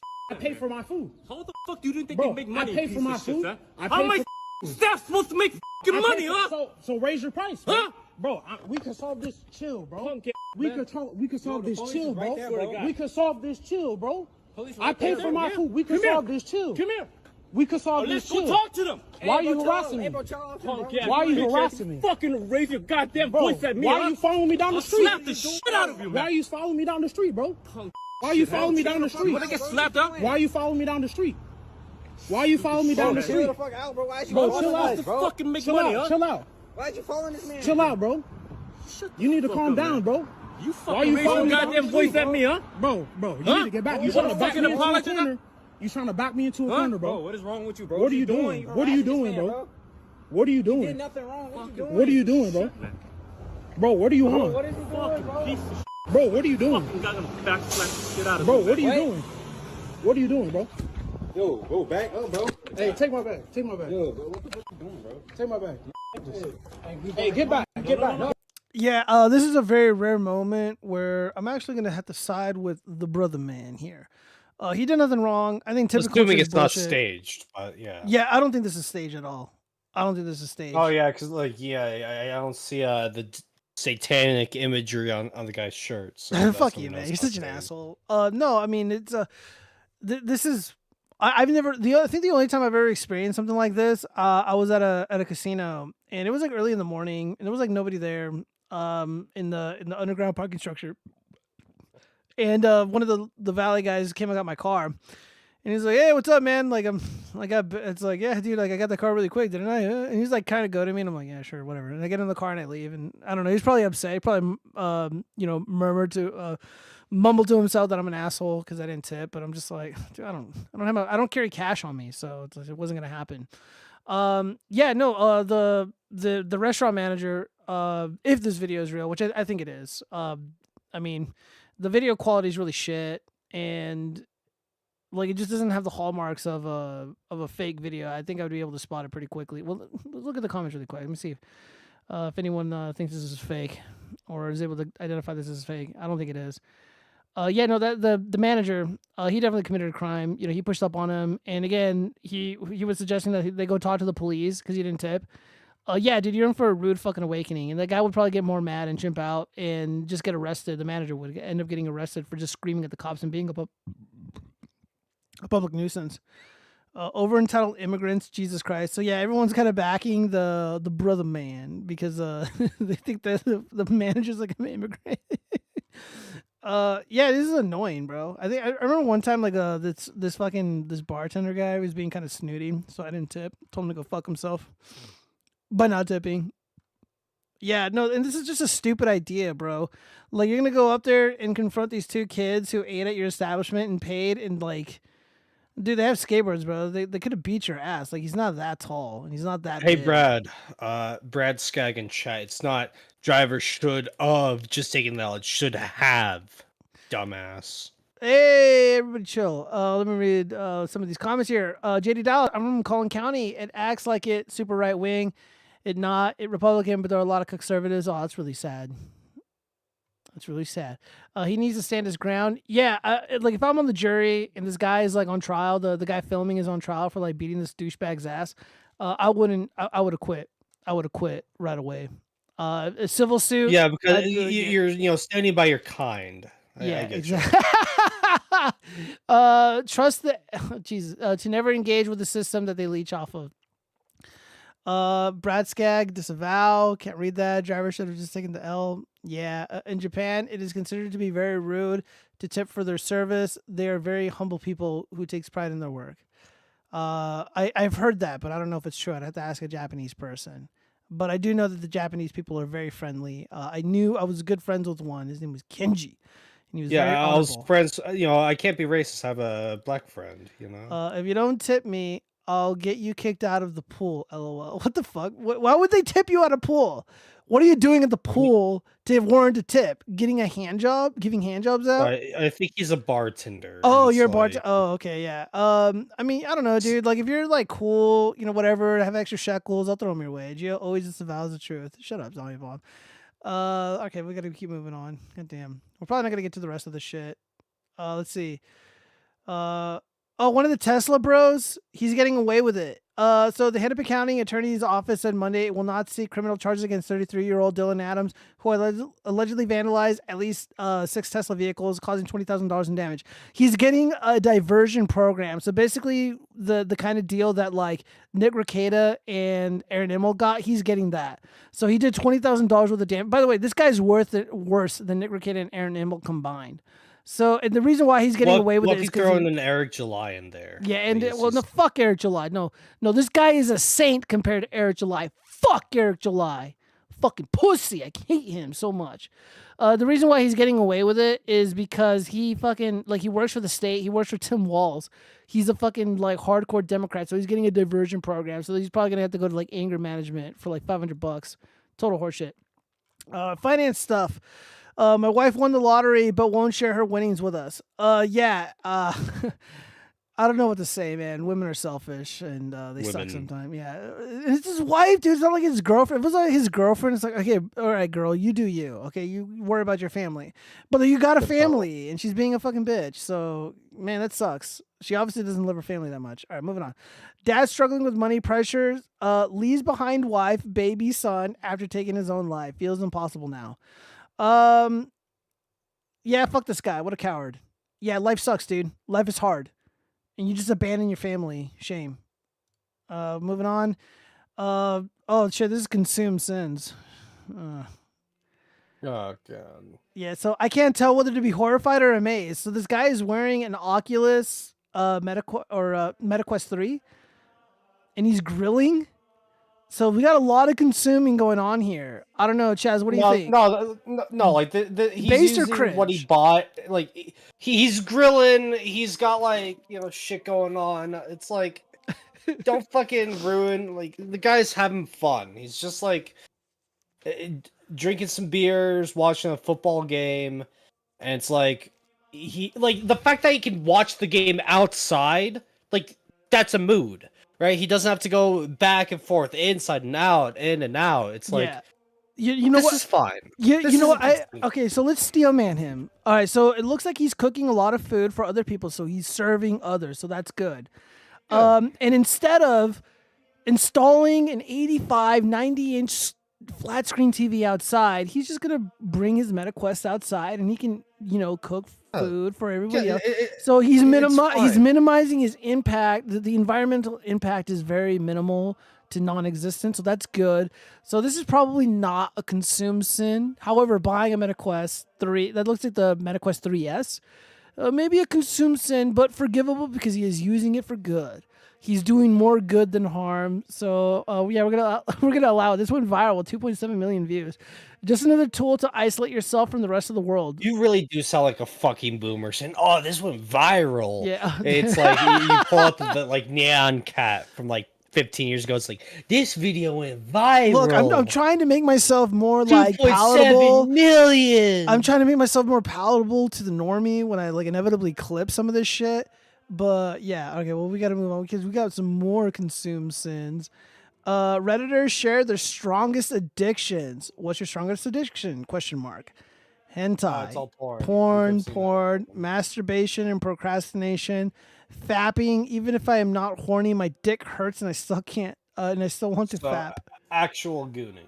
Yeah, so these are like gooners of the highest order. Chaz, what is your opinion about these sinners here, these consumers of pornography? Yeah, like, it'd be better if these guys could like get actual women to nut with, right? But it's like, if they're home alone all day, got nothing going on. Yeah, it's like full access to the internet. I mean, it's like gooner's gonna goon. I don't think the women are gonna be that helpful though, because a lot of women complain about their boyfriends or their husbands gooning. Yeah, like they'll literally make love, and then like the husband's like, "Oh, I gotta go to the office really quick," and then he's just like gooning out to fucking like the most degenerate shit. So I don't know. This is really bad. This is really sad. I mean, and this is also very typical of the average Redditor. A lot of these guys are just, gooners or incels, but they like to call other people incels. So we have another confession through projection going on here. So, well, this is the least surprising thing so far today. Everyone's addicted to porn. Well, first off, speak for yourself, participant. But the top comment being hentai is very telling. Yeah, it is. Better porn than drugs or something. I mean, they're all equally bad. They all damage the brain. They take your time. It's like it's fucking with people's dopamine receptors and shit. Like it might not have like the immediate like horrible effects of like cocaine or heroin, but when you're doing like it's a primal thing, right? Like orgasming, getting that nut. It releases chemicals in your brain. It releases dopamine, endorphins, all that shit. Makes you feel good. And the intended reason why we are supposed to do that is we're supposed to do that with, like, a woman. We nut, and we have kids because of that. But these guys, they shot their dopamine receptors. They need, like, 2 nuts to make it feel as good as, like, 1 from a month ago. Then it escalates to the point where they gotta do it all day. Because they can't help themselves. It's like, it is basically a drug from how your brain reacts to how you're abusing the chemicals that it releases. Yeah. So. Well, part of what we do here at Consume Sins, we try to bring people to Christ by rejecting consume culture, which a lot of it is rooted in the satanic. So Matthew 5:28, Jesus says, anyone who looks at a woman lustfully has already committed adultery with her in his heart. This suggests that entertaining lustful thoughts as pornography encourages sin. All right, so we got Corinthians as well, 6:18. Paul urges believers to flee from sexual immorality and honor God with their bodies. Amen. Pornography is very, very harmful. Philippians 4:8. Paul encourages focusing on what is true, noble, right, pure, lovely, admirable. Pornography is anything but those things. It's disgusting. It's degenerate. It's satanic. It must be expelled. I know AC. I was just like keeping it minimal because like I'm just throwing shit out there, man. Oh man, we got more consume sins right here. Anyone else got post Kenobi depression? So we got these soy wars enjoyers. I can't watch anything else. Nothing is satisfying. It honestly feels like a friend has died. My wife asked me, what is wrong with me lately? And I just made something up because I know how pathetic it sounds. When the show was on, I felt something I haven't felt in years. I can't really explain it. I knew it had to end, but I wasn't expecting to feel like a jilted ex-lover. I had similar feelings after I saw Revenge of the Sith because I was under the impression that there wouldn't be any more Star Wars films. But I put those feelings down to being an idiot 19-year-old. Now I'm in my mid-30s, and it's got me again. Please tell me I'm not alone. No, this is gay as hell. Like, it's a TV. Like, scroll back up a bit. Yeah. I just want to see, like, Our Star Wars. Oh, okay. And he's depressed over the mid-as-hell Kenobi show? Wait, you saw it? This was, if this was something like Star Wars: The Clone Wars, a show that like had 5 seasons, was canceled, and then like the 6th season came out, and like it was on hiatus for like 7 years, and then it finished. Like, if it was Star Wars: The Clone Wars, and it's like, damn, it's just a great show. I grew up with it with my childhood, then finished it as an adult, and it's like, damn, I love that show, and I'm sad that's gone. At least the show is of a good quality, right? But the Kenobi show is just mid as hell. If you're gonna be like this depressed over something, make it something worth being depressed over. Like, yeah, you are alone. So fuck off. Dude, this guy's got a wife, and his needs still can't be met. But the Bible says quite a bit about consuming products. Okay, especially soy wars. Corinthians 10:31. So whether you eat or drink or whatever you do it all for the glory of God. This implies that activities, including consuming media, should align with honoring the Lord and Savior Jesus Christ. Star Wars is consumption, pure and simple. It becomes excessive, leads to neglect of responsibilities, especially the responsibilities to your wife, to your Lord. Shame. Amen. Set your minds on things above, not on earthly things. Amen. Suggest prioritizing spiritual growth in the heart and God's kingdom over worldly preoccupations, like soy wars. Over obsessing over Star Wars content absolutely will distract from this focus. The focus on the Father. Amen. Man, I can't imagine being this Luke, pathetic. I am your father. So, like, when you say the father, it's like, oh, is that a Star Wars reference? No, dude, it's even. Everyone gather around. We need to pray I for got Chaz. fucking speechless with that one. We need to pray for Chaz. He's been possessed by demons. He's been taken over by AI. He's consumed too much soy wars. We need to save the boy. No, Amen. Don't. I don't need saving. Yeah, you do. Because we love you, because God loves you. Amen. We need to make that devil mad. You need to stand up. You need to stand up, not just for what is right, but for yourself. Amen. That's what we want. That's what the chat wants. No, They want the best for you. That is the truth. Too much effort. EO wife, this guy deserves ED. I think that's erectile dysfunction or erectile dysfunction disorder. All under vagina voodoo, deserves the ED Gooner fate.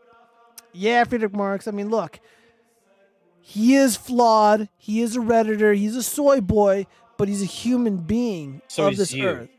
Shut the fuck up, asshole. Yeah.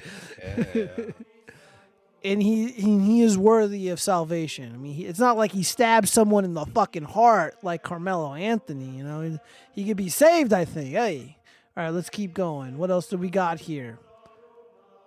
One of the many reasons why I love the Nintendo Switch. What the fuck, man?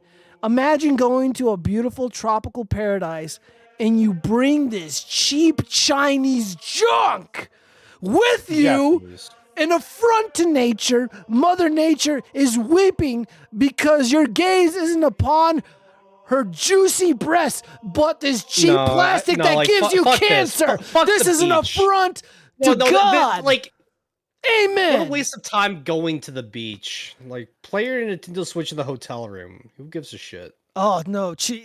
Pray for Chaz. Pray for Chaz. Okay, wow, it looks cool. It's the ocean. What, are you just gonna sit there for an hour and look at seagulls flying around and shit? Yes. Like sand blowing in your face, getting in your eyes and shit? Sounds like a fucking annoying hassle. No, I mean that doesn't You get really happen. sunburns. People are gonna be annoying around you. Oh, bro, dude, Like, what is with this you're gonna get haterade? like super expensive like cocktails and drinks from the bar. Lord. Waste a fuck ton of money just to look at water. Lord, please forgive Chaz, for he not knoweth what he says. No, may the Lord strike me down. Give me a heart attack. Lord, please ignore Fucking that request. kill me, Lord. Please. I pray to you, God. Please forgive Chaz for his glaring ignorance. Amen. What? I've seen the ocean. Wow, it's cool. I'm gonna pull out my phone and listen to some music. Play some Smashy Bros. All right, what other Guys, consumptions do we have? Oh, God. Shouting Chicken Jockey and I Am Steve is officially encouraged. UK cinema chain announced some Minecraft movie screens where fans can go And wild. they ruined it. They ruined it. Yeah, It so was now fun that the because boomers, it was annoying. Yeah, so now that the now that you, the yeah, boomers now they're and the saying, adults, hey, you should do it. It's like, well, no, I don't wanna. yeah, so now that the boomers and the adults co-sign on this horrific behavior, Yeah, the meme's now it's officially dead. Now it's dead. So like, yeah, come on down to the UK cinema chain and scream Chicken Jockey. They're like, okay, fuck it, we don't want to do this anymore. This is lame and cringe. Yeah, very now sad. you made it gay. Yeah, you so got, it's you guys officially made ruined. it gay. The film will no longer make money. Oh shit. Yeah, this is really sad. So we have another woman alone. Why am I the only one in Disneyland? Is there a recession? I don't know. Let's see. This man is giving a stellar private tour. Hong Kong Disneyland is always empty. Have fun. That's insane. I've never seen. Again, I don't go to these places because Disney is also satanic and promotes vile, evil, anti-American propaganda. Oh, but and they going will to the not. beach is like way better. Yeah, it is. Damn. Yeah, it is. There's Like, no whoa, subversive messaging. dude, It's do just you God. see that wave, bro? Bro, that wave. Dude, is chat, why are way you so cooler. anti-fun, bro? You're so anti-cool shit. You don't like going to a beach and just getting drunk and chilling? I could do that at home. Why does suddenly going to like a sandy fucking shitty area in public make it any different? Okay, look, I disavow this hate. No, I like disavow I've never this gone to the beach, anti-fun. and I never will because I'm not missing anything. I respectfully It just- disagree what, with like, the wow, gentleman. I'm gonna like get my dick gets hard seeing all this sand around. Wow. Oh, like Gio, do you like drinking the water at the beach? I bet that's your favorite thing to do. Yes. Going to the beach as a vacation, I think is just retarded. You have like infinitely better things to do to go see than it's like, oh, we're gonna go to the beach. Like there aren't any like hot women to see anymore. Bitches aren't like wearing skimpy bikinis with like, BMI under 30. They're all a bunch of fat whales. Dude, you don't which go to makes the it beach. How ugly would to you look at. know? You've only been there like once. So like, how would you know? Because if I'm there, I'm that ugly motherfucker with the BMI over 30. Yeah, but you're not talking about yourself. You're talking about other women. Or just. Well, it's like me being at the beach makes it worse, and I'm saving the people around me, the horror of bearing witness to my presence. Okay, well, we gotta get into the 304 segment. I mean, this is probably the last bit that we're gonna do. I mean, let me see what else do we have here. Yeah, I'm not gonna do a lot of this shit. I mean, I just had so much content that I just kind of saved up. I mean, if you just want to end it, Well, no, it's this like- is this is on the title, so we have to do this. We have to do this. Yeah, dude, the chat's trying to help you. Games beat Brad, Gamer like Giovanni if Pussy you're with Word. the babe, why like if you're with the babe, you're with her anywhere you go. Like a bitch being around you makes any place better. It's not just now she's at the beach, now the beach is better. If you're in the mountains, oh wow, the mountains are so cool, and then you got a hot babe with you. It's like whatever. What's the point of that? Look, I Like, sense a if you're lot with, of hostility here. You're angry at the chat. Let's see. No wonder Chaz is depressed, jumping angry. Geodude exposure has effects. What the fuck? It doesn't even make any sense. Fuck you, Freedom Yeah, Marks. Gio's not depressed. It's me. Yeah, I don't think I make people depressed, except this one guy. Like whose I've life been I ruined. depressed for like 15 years at this point. It's not Gio. I just hate being alive. I was reading the chat. It's a gamer ambiance. He pays for the beach to better his gaming experience. It's his money, in my opinion. Playing Switch and Starbucks is much cheaper. Chaz gets rolfed on a rega. I don't even know what that means. K6. I get rollful on the regular. Yeah, I know K6. K6 is a fucking moron who sucks the hairy cock of Eric July. Anyways, this is a really interesting story. K6, can you just tell me to kill myself already? No, K6, shut the fuck up. Tomorrow is the 16th anniversary of the day, Mom. Okay, why are you guys posting all the depressing shit in the fucking chat? Okay, anyway, back to the fucking show. All right, so let's see. Why women don't want to date a red pill man. Warning as grim male trend erupts. There were some funny comments surrounding this on Twitter where it's like, yo, why are you going to a date and you're talking about hypergamy or body count?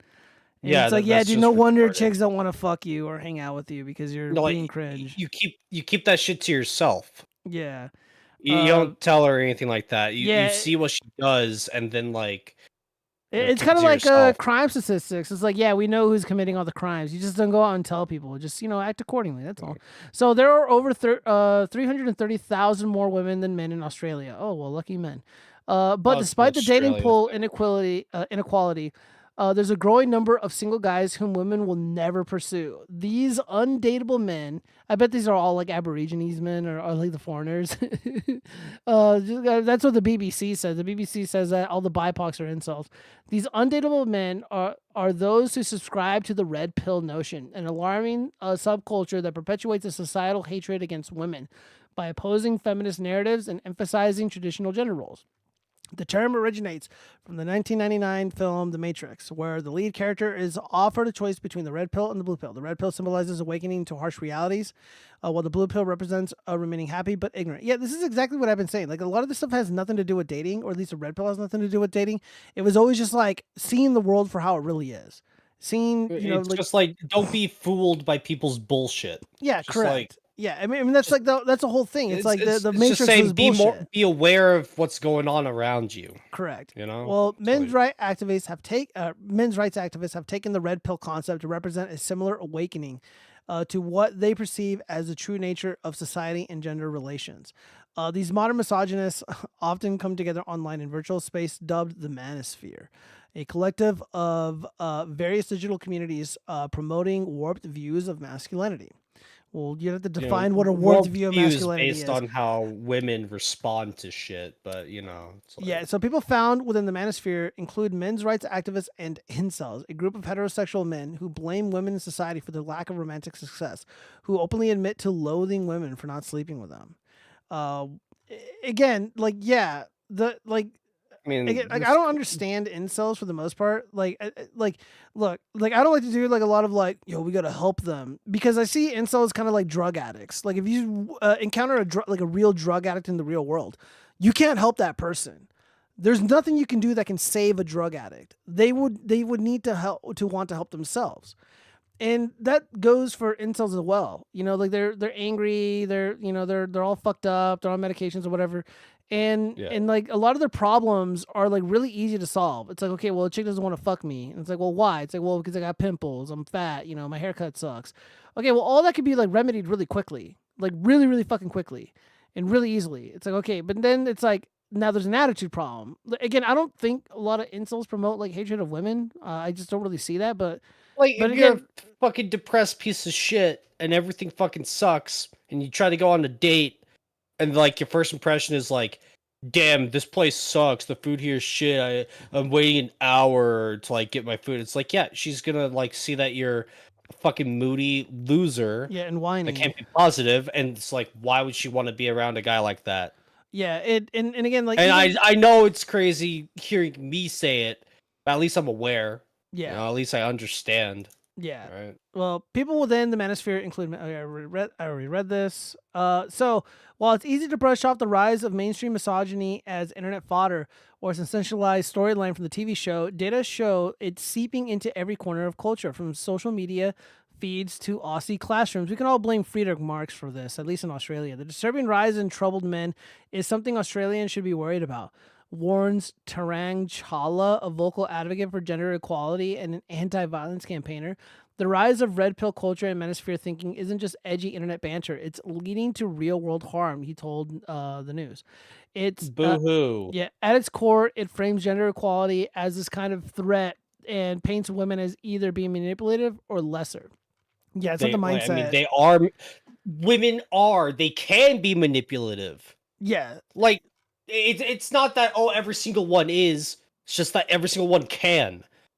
It's like, don't fall for people's bullshit. Correct. Like, yeah, and that can happen on both sides too. I mean, there's a lot of loser guys who play games. There's a lot of loser women who play games. The loser guys that are always talking about game. Like, you gotta stand at like this angle, be like this. You gotta say this and blah blah blah. It's like, I'll sell my course on it. Like, yeah, that's psychological bullshit. Well, I mean, those guys are losers in a different way. When we're talking about losers in this contest, it's guys who just like don't have a lot of success, and they blame a lot of their problems on the women when it really isn't them to be blamed. I mean, it's kind of like guys, like when I was in elementary school, there were kids that would get bullied, and they would get bullied and made fun of and like kind of goofed on by everybody.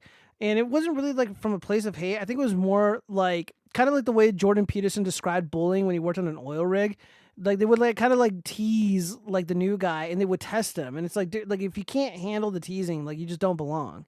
So when we were like kids and we would tease like, you know, the dork or like the wannabe smart guy or whatever, like we're testing them. We're trying to push them to like not be, you know, so fucking dorky and shit. And like, dude, if you can't handle it, like you can't handle it, and you just don't belong. And a lot of these guys, like, they don't take criticism well in any meaningful way, and like they can't be helped. I mean, that's just the honesty of it. And I remember like listening to Under Chronic, and he's just like, somebody asked him, was like, oh, well, why don't you like try to help these guys out? He's like, dude, because like, and he's like, well, a lot of them are BIPOCs, and I just don't really want to help them. And a lot of them are like Indians and shit. It's like I just don't want to help. It was fucking funny, but he's right. The BBC said it. Like, it's not me. The BBC's like, yeah, most of these people are BIPOCs, you know, they're indigenous or whatever, and they have zero success with women because they're fucking dorks. Like, I have this friend in Canada, and she did, like, maintenance, like, you know, cleaning and shit. And, like, yeah, dude, like, some of, like, the foreign students, I'm sure you can imagine which ones, were, like, shitting all over the place. They would, like, stand on the toilet, and they would get shit all over themselves. Like, it was just fucking disgusting. And they would like try to fucking like get with chicks and shit. It's like, okay, cool. You have the confidence to do it, to like approach a woman, but like they're just fucking disgusted by their behavior. And a lot of this stuff is like it really boils down to how they're behaving in public, how they're behaving on a date. And whenever someone's like, yeah, I mean, you probably shouldn't have done that, they fucking recoil in disgust and they get all whiny and indignant. And it's just not worth fucking talking about this shit. But I'm not a part of the manosphere in any meaningful way. But like, I do call myself, like, I'm red pilled because I'm a fucking realist, you know? Like, I see the world for what it really is. Like, I'm a traditional red pill guy. It's like, yeah, the fucking pedophiles, they control the fucking government. They embed their imagery in fucking everything. And, you know, they promote drug use and all this evil, degenerate bullshit. And to an extent, they are pushing and goading a lot of young men to be fucking retarded and unfuckable and undateable. And like, dude, like they consume garbage and then they turn out to be garbage. You are what you eat, right? That's why I'm so fucking adamant about consume sense. And by the way, this guy, Chala or whatever the fuck his name is, I guess he has a sister who was fucking murdered. Yeah, right here. So the rise of the red pill culture and manosphere thinking isn't just edgy internet banter. It's leading to real world harm, said Tarang Chala, a vocal advocate for gender equality following the death of his sister. So I guess some sympathies for the guy. But again, like, I don't know the situation, but not all men are the same. Like, I fucking, like, here's where I step in. I fucking hate the whole, like, all men are scum, the all men are scum movement. Like, fuck you. Don't fucking let me in with all the shitheads that you guys want to import into the country because they ain't got nothing to do with me. You guys did that. You want this bullshit, fake egalitarian world, and you want to, you know, unify humanity. Well, some of the guys you're importing into this country ain't got no humanity. And then you want to lump their fucking shithead behavior with me? Fuck you. That's why you lose guys like me. And then I get lumped in with people like Elliot Rogers. Fuck you. So Chala, whose sister, Nikita, was just 23 years old when her husband murdered her in a jealous rage in 2015. And that these distorted beliefs create a dangerous space for women to exist in. Well, fortunately for the women, a lot of these guys don't really want to go out. They just want to like consume Funko Pops and Star Wars and Legos and shit. The idea that men are universally oppressed or that women only pursue wealthier men or a certain kind of man reinforces this toxic adversarial view of gender that is pitting people against each other, he said. Well, I don't want to say men are universally oppressed, but men, for the most part, or a certain group of men, are oppressed. For people of European extraction, people who are white, straight, etc. If you are Asian, you know, you have opportunities stripped from you because of the color of your skin, because of your family's heritage. You know, white Americans are seen as vicious oppressors while being the most egalitarian person living during the most egalitarian time in American history. And yeah, people are fucking pissed and they lash out and they speak out against all of the movements and all of the ideologies that promote this worldview that they're fucking shitty and scum and oppressors. Like, fuck you. And then they wonder why people get driven into the arms of people like Andrew Tate. Not me, of course, because Andrew Tate's fans are mostly BIPOCs and shit. When some men feel entitled to women's attention but believe they're being denied it due to a rigid system, resentment builds. Yeah, no one's entitled to anything. Women aren't entitled to a man's time or money or commitment, and men aren't entitled to their attention. So fair enough. We should all just agree to that and shut up. And Yeah, no resentment, one's entitled to anything. Yeah. yeah, and when resentment, when mixed with entitlement and dehumanization, becomes a risk factor for violence. Well, who's doing the dehumanizing first? Again, the men in the West are generally being dehumanized to a degree that we've never seen. So all this fake bullshit about how like magic Americans are like oppressed and dehumanized, like that's happening to white and Asian people, straight men specifically. And when you call that out, you get called a fucking incel. When you notice it, you get called a fucking anti-Semite. And when you rebuke it, you get called a fucking Nazi. It's like, okay, I'm a Nazi, got it. But while these groups grow and spread vitriol, women are using the internet to warn each other. Beware of the red pill guy. Yeah, so, I mean, I get labeled a red pill guy just for simply voting for President Trump, and it's fucking bullshit, because I don't belong to any manosphere group. I don't like Andrew Tate. I fucking hate Kanye West. Like, I hate these people. Like, I have nothing to do with them, and I think they're fucking retarded and cringe. And now all these groypers are taking massive fucking L's. Total groyper death, because of the whole cousin fucking that Kanye West is doing. And I warned people. I fucking told them. Like, I knew some people who knew some shit. I never talked about it because I didn't care that much. But yeah, like, dude, Kanye West is fucked up. Like, the guy's a fucking degenerate pornographer, just scumbag. And he's got all kinds of fucking, like, demons in his closet. But the groypers are just so caught up in their fucking anti-Semitism, they don't care. And now they look fucking retarded. Good riddance. One feminist social media user who dedicates her page to calling out male content creators spewing red pill ideology recently captioned one of her clips, "Don't date or take relationship advice from these males." Others are sharing the moment when they realize their other half had swallowed the red pill, with many revealing it caused a relationship to come to an end. These red pill guys have gotten out of hand, one shared in an emotional video. I mean, if you're in a relationship and then you get like caught up in the red pill and then you leave your relationship, I hope you do better. Because obviously you saw something that wasn't working in the relationship. So when your beliefs change, obviously it's not compatible. Your beliefs, your new core values are not compatible with the relationship. There are things missing. There are things lacking that a man deserves in a loving relationship. So, I mean, if they're watching the right shit, if they're getting the right information, hopefully they move in a positive direction. But hatred should never be the move. Hate and resentment. Melbourne psychologist Carly Dober said research shows some men are more vulnerable to the harmful ideology than others. Yeah, like a lot of these BIPOCs who don't have fathers. They see a father in Andrew Tate, which is sad because he's another pornographer, scumbag. Systematically, some young men feel they are being culturally left behind. True. Academically and professionally. Yes, true. Certain men are locked out of the professional workforce because of the color of their skin. Yes, some men have unique hurdles in their way if they want to get a proper education because of the color of their skin, even though affirmative action has been struck down. Shame.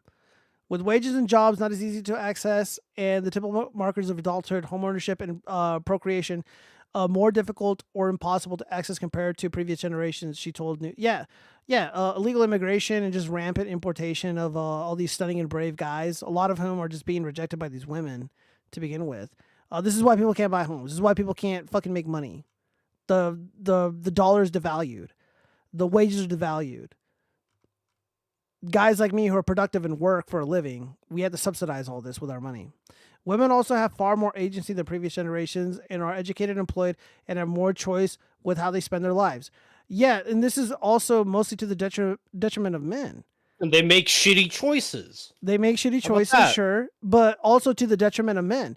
Women have a lot of outreach groups. They have a lot of support groups.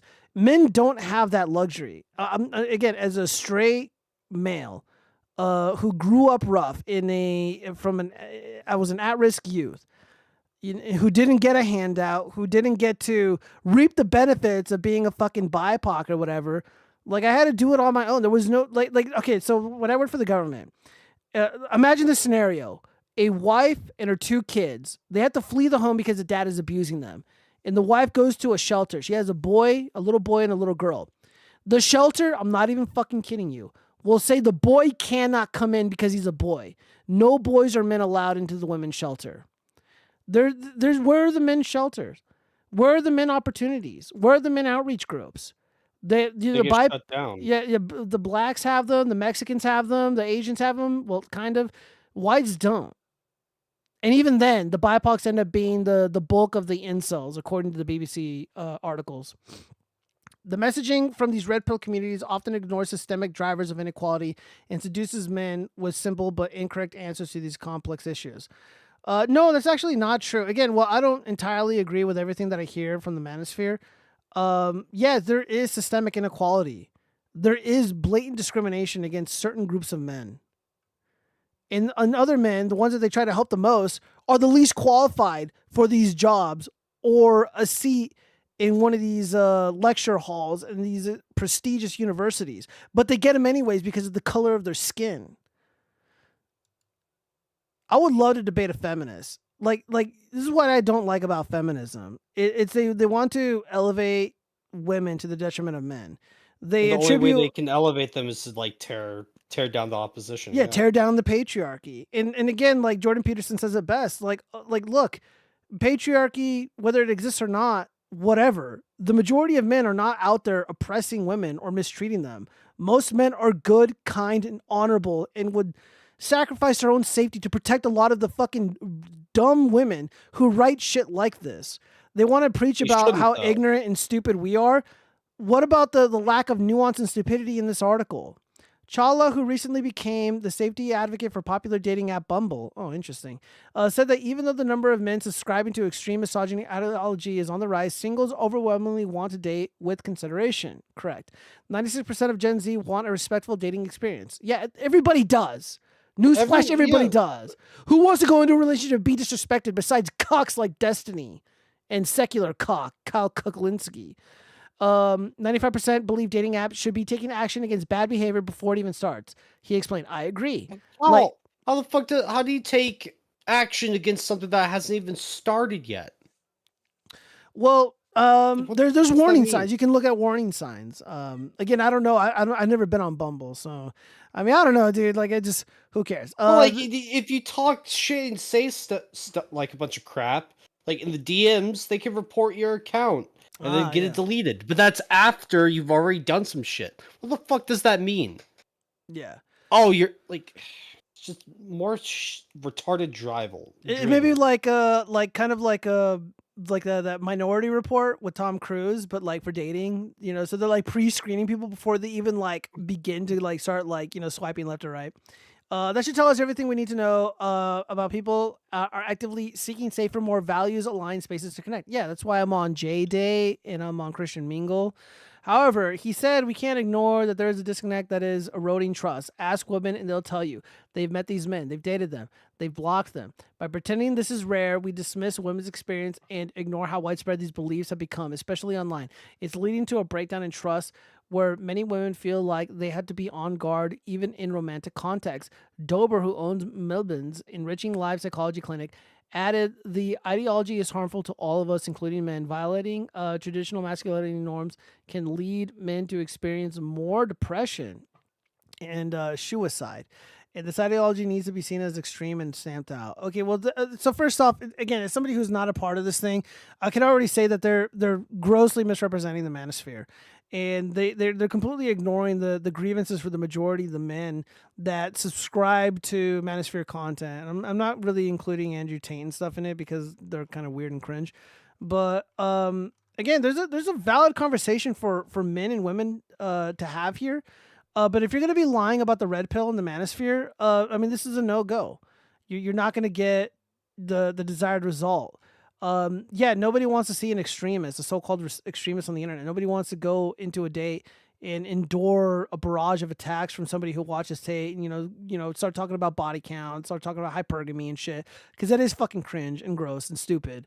But I don't know, man. I mean, even though like wokeism is kind of on the ropes, I mean, we're still seeing this barrage of blood libel against the red pill. And again, I'm more of like a traditional red pill guy that really doesn't have anything to do with dating, but whatever, man. Let me read some of these comments here. I want to see what you guys are saying. Let's just spawn. Fuck, man. You guys talk a lot.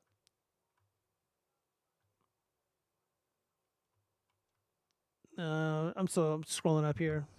Scrolling up, seeing what you guys have. I hate lawyers. It's not undateable men. It's no man wants these thoughts over here.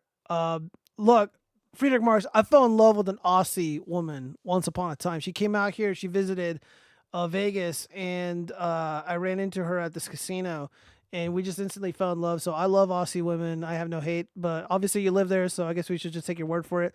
It's not true that drug addicts can't be helpful. It's that it isn't worth it. No, I mean, like, look, I know drug addicts can be helped if they want to be, though. If they want to be helped, they can be. But if they don't want to, then you just can't help them, and it's just a waste of your time. The retarded girl at work had a date tonight. She came online 3 hours after she meant to be leaving. Can't wait to hear about it tomorrow. Well, Zombie Bomb, message me. Let me know how it went. Quagmire sprayed the smudge me. Nice try, but I developed an immunity. Chaz, can you break the forward flip record off of a bridge? The record is not in a shut up. K6. Howdy doody. Let's see. Chinese exchange students apparently squat on the toilet seats. Dude, I wouldn't know, man. Is that Gio's brother? Yeah. Elliot Roger. Yeah, Elliot Roger's my brother, I guess. All the men I fuck are scum is the real movement's name. Yeah, they choose them. So I mean, I have a lot of. I don't have a lot of sympathy here. Men are oppressed. The definition of a man is a slave unit. Shit, that sounds like some commie shit, Friedrich Marx. Shit, shit, I forgot Walmart doesn't stay open all night anymore. I wanted a giant wet bandage thing for this burn. Gio isn't too inclusive today. That makes PP a sad PP. I'm always inclusive. I'm just keeping it real. AF is run by Rainbow Twink Cat Boy. Was always cringe. Yeah, I never really, put a lot of stock in Nicholas J. Fuentes. Again, I don't have any hate for him. I just think his weird affinity for Kanye West was fucking cringe and garbage. And I just always saw the grift, man. Like, I just see the bullshit for what it is a mile away. And yeah, that Jesus is Lord or whatever the fuck that album was called, it was just garbage. It just sucked. I didn't listen to it, but I know it's shit. Because all the anti-Semites who are like super right wing, it's like all they talk about, but they don't want to make anything else in their life improve. They just want to complain about Jewish people and be anti-Semitic. So whatever. I mean, it doesn't offend me. It's just a waste of my fucking time. It's a waste of everybody's time. It's like, who cares, man? Get over it. And again, they want to complain about all this, like they want to say all this anti-Semitic shit, but they're always consuming Hollywood propaganda. They're always consuming product. And again, if they hated these people as much as they claim to, they wouldn't be consuming any of that garbage. But what do I know? I'll try that. I'll have to stick it to my arm with bandages, blah, blah, blah. Fast water. I'm not going to read all that shit. USA, the lash is spending so much time censoring themselves. Face washer. I have the code to get in the vet's office. I'm not going to read all that. Sounds illegal. Walking zombie bomb. Probably nobody here. I'm not going to read all that. Let's see. He almost recalls, but I still can go. No. Gio made Chaz pass out. No, Chaz is still here. Cheap viewers on Streamu. Sadly, of course. Yeah. Let's see. Aussie women overseas are total hoes in the lowest grade. You fell in love with a chick carrying a minimum of 200 dudes. DNA. Friedrich Marx. She was a proper lady. Okay. All right. You don't speak for her. Even though she's not mine anymore. She had her fun, but she was ready to settle down with Gayo. Well, she didn't settle with me. She settled with somebody else. Well, she wanted to, but then she found out you were gay. Yes, I'm sure. Kanye West music is shit. Not all of it. It's just the Jesus is King or whatever the fuck it was called. Jesus, I don't care. Who fucking cares? I don't get why Australians are so into weird chemical drugs. They seem dangerous. I don't know I would hope they're not into that. Are you going to talk about The Last of Us Season 2? I haven't watched it, man. I don't want to fucking sit there and commit to another fucking show. It's just a waste of my time. And Well, it was just fucking bad. Was it bad? Was it worse than the game? I have no idea. I've never played The Last of Us, any fucking 1, 2 remake, whatever. I've just heard people say the second one sucks ass, and the TV show also is bad because it's just a bad story. So Yeah. that's all I've heard. Oh man, there's so much funny shit here. I mean, if I had more energy and I didn't feel like going out and I'm smoking a tired. Like I cigarette- gotta fucking make my bed and fold my laundry before I go to bed and shit. Yeah, I don't know. A lot of this shit's good. Maybe we'll do it next show. And yeah, because politics is boring right now. There's nothing really going on. Ooh, the tariffs. Who cares? Signal Gate. Who gives a fuck? Epstein files. Who cares? This pop culture stuff is more interesting. I would love to like bring on. I should probably get that Transformer Andrea back, and we can fucking talk about it. She'd probably be game. Hope she's doing okay. I don't know. She. Look, I'm being fucking respectful. I'm not trying to get banned, okay? Like, look. Fair enough. Andrea was respectful to me. I'm gonna respect thy pronouns. Plain and simple. Look, if they're gonna be cool, I'm gonna be cool. I'm not out here trying to pick fights with anybody except for Eric July is a fucking pussy. So yeah, so just go on Twitter online and look at some clips, like how the chick took down some. Yeah, I saw the clips, dude. Like, dude, I'm gonna be real with you guys. Like, I get that The Last of Us 2 or just The Last of Us show is kind of cringe, and it was literally subversive garbage. It was promoting communism, right? They literally promoted communism in the first season when they were like, "This is our camp, to each according to their needs." Blah, blah, blah. And I'm like, "Oh my god, I fucking hate this." Whatever. And I don't know. I thought the acting was like generally okay, but people are just being like way too fucking mean to the actress. What's her name? Bella Ramsey. It's like, okay, dude, like she's not a supermodel. Who fucking cares? Like, again, that's what I would call like incel behavior. It's like going after this chick and like viciously attacking her, and it's like you don't have to do that. It's like, yeah, the show probably does suck. The show's probably a waste of your fucking time. Don't watch it. I didn't watch it. Again, I don't fucking waste my time with shit that I fucking hate, except for G20. Like, but I did it for the show. I did it for content. Why am I like the co-host tonight? Wow, what's wrong with it? I don't fucking hate you. I don't hate you, Chaz. It's not a joke.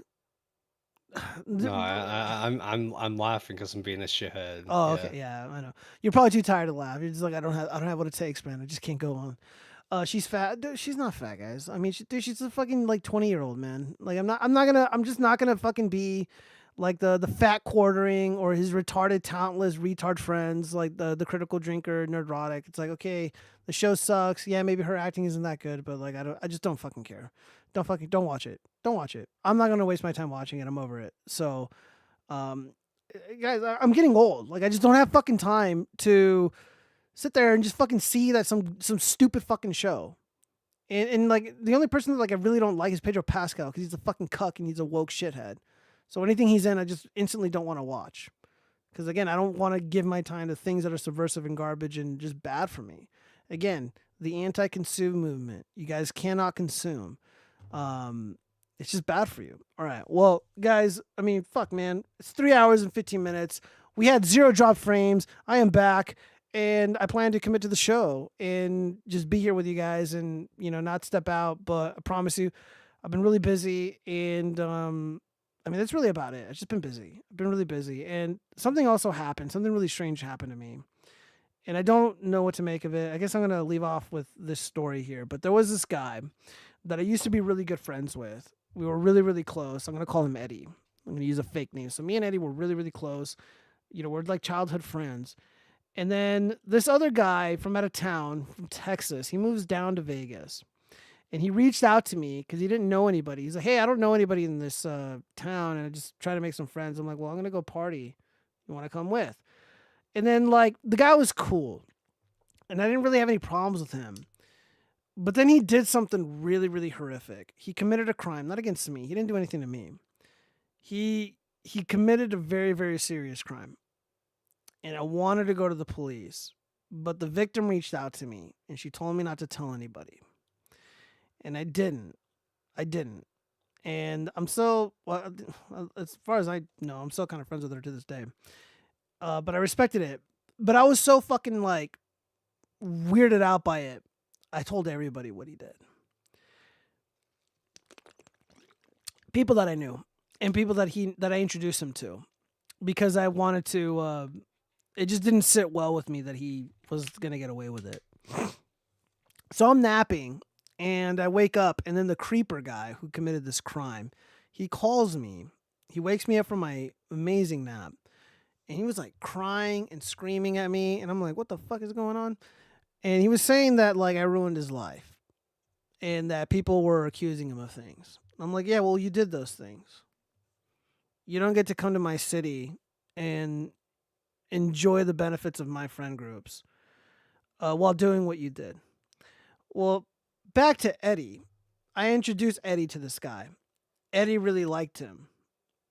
And he ended up choosing him over me. Eddie blocked me on Facebook and we didn't talk for almost like 10 to 15 years. Yeah. So he reached out to me on Instagram, and I never responded to him. I didn't. I think I just. I think I accepted the follow request or whatever, but then I removed it, and now I can't see his shit, and he can't see mine. And I kind of regret accepting it, but a part of me like wanted to kind of be like, "Hey, how are you doing, man?" But I said no. I walked away. And I've been thinking a lot about it, if it was the right thing to do. But like, I think it is. I think bad shit that happened in the past or bad people who wronged you in the past should be left there, and you should let go of the anger or resentment or the hurt that you may have felt once upon a time. And I was kind of hurt by it because this was my buddy. You know, Eddie was my boy.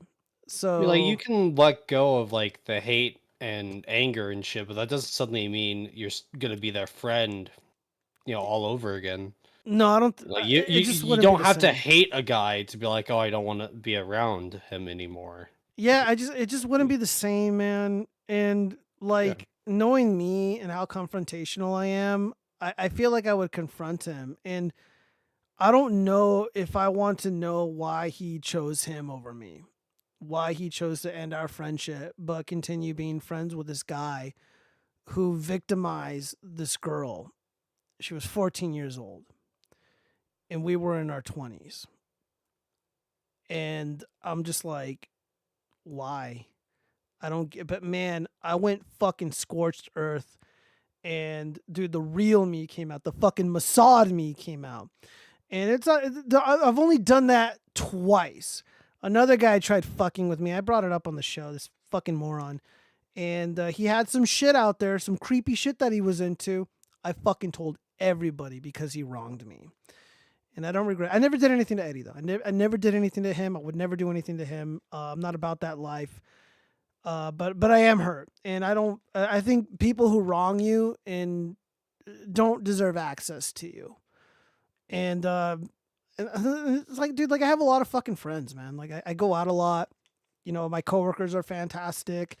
I'm close with my family, of course, and I've made a ton of friends online, like really great content creators and stuff, like Chaz, for example. And yeah, I don't need Eddie anymore, and I think it's best that I never talk to him or see him ever again. Yeah, and of course Adam, who's no longer with us, may he rest in peace. God, we miss you so much, Adam. Sounds like some White Knight stuff. Who, I'm the White Knight? I don't know, maybe. I mean, I'm a bad dude, but I'm not that fucking bad. There's a lot more good than bad in me. I never fucked anyone over, and I never hurt anybody who didn't deserve it. So, yeah, it was a fun show, man. There's a lot of really fun topics, but it's late. Chaz has got to sleep. I want to probably have another drink and just chill and Yeah, I've get got some a things ready for whole tomorrow. day of depression to get started tomorrow. Gotta wake up well rested for that. So, Well, all right. yeah. Well, everybody All right. else, thank you guys so much for joining me coming back, even though I've been MIA. I love you guys. God bless. And until next time, hopefully Cheese will join us. So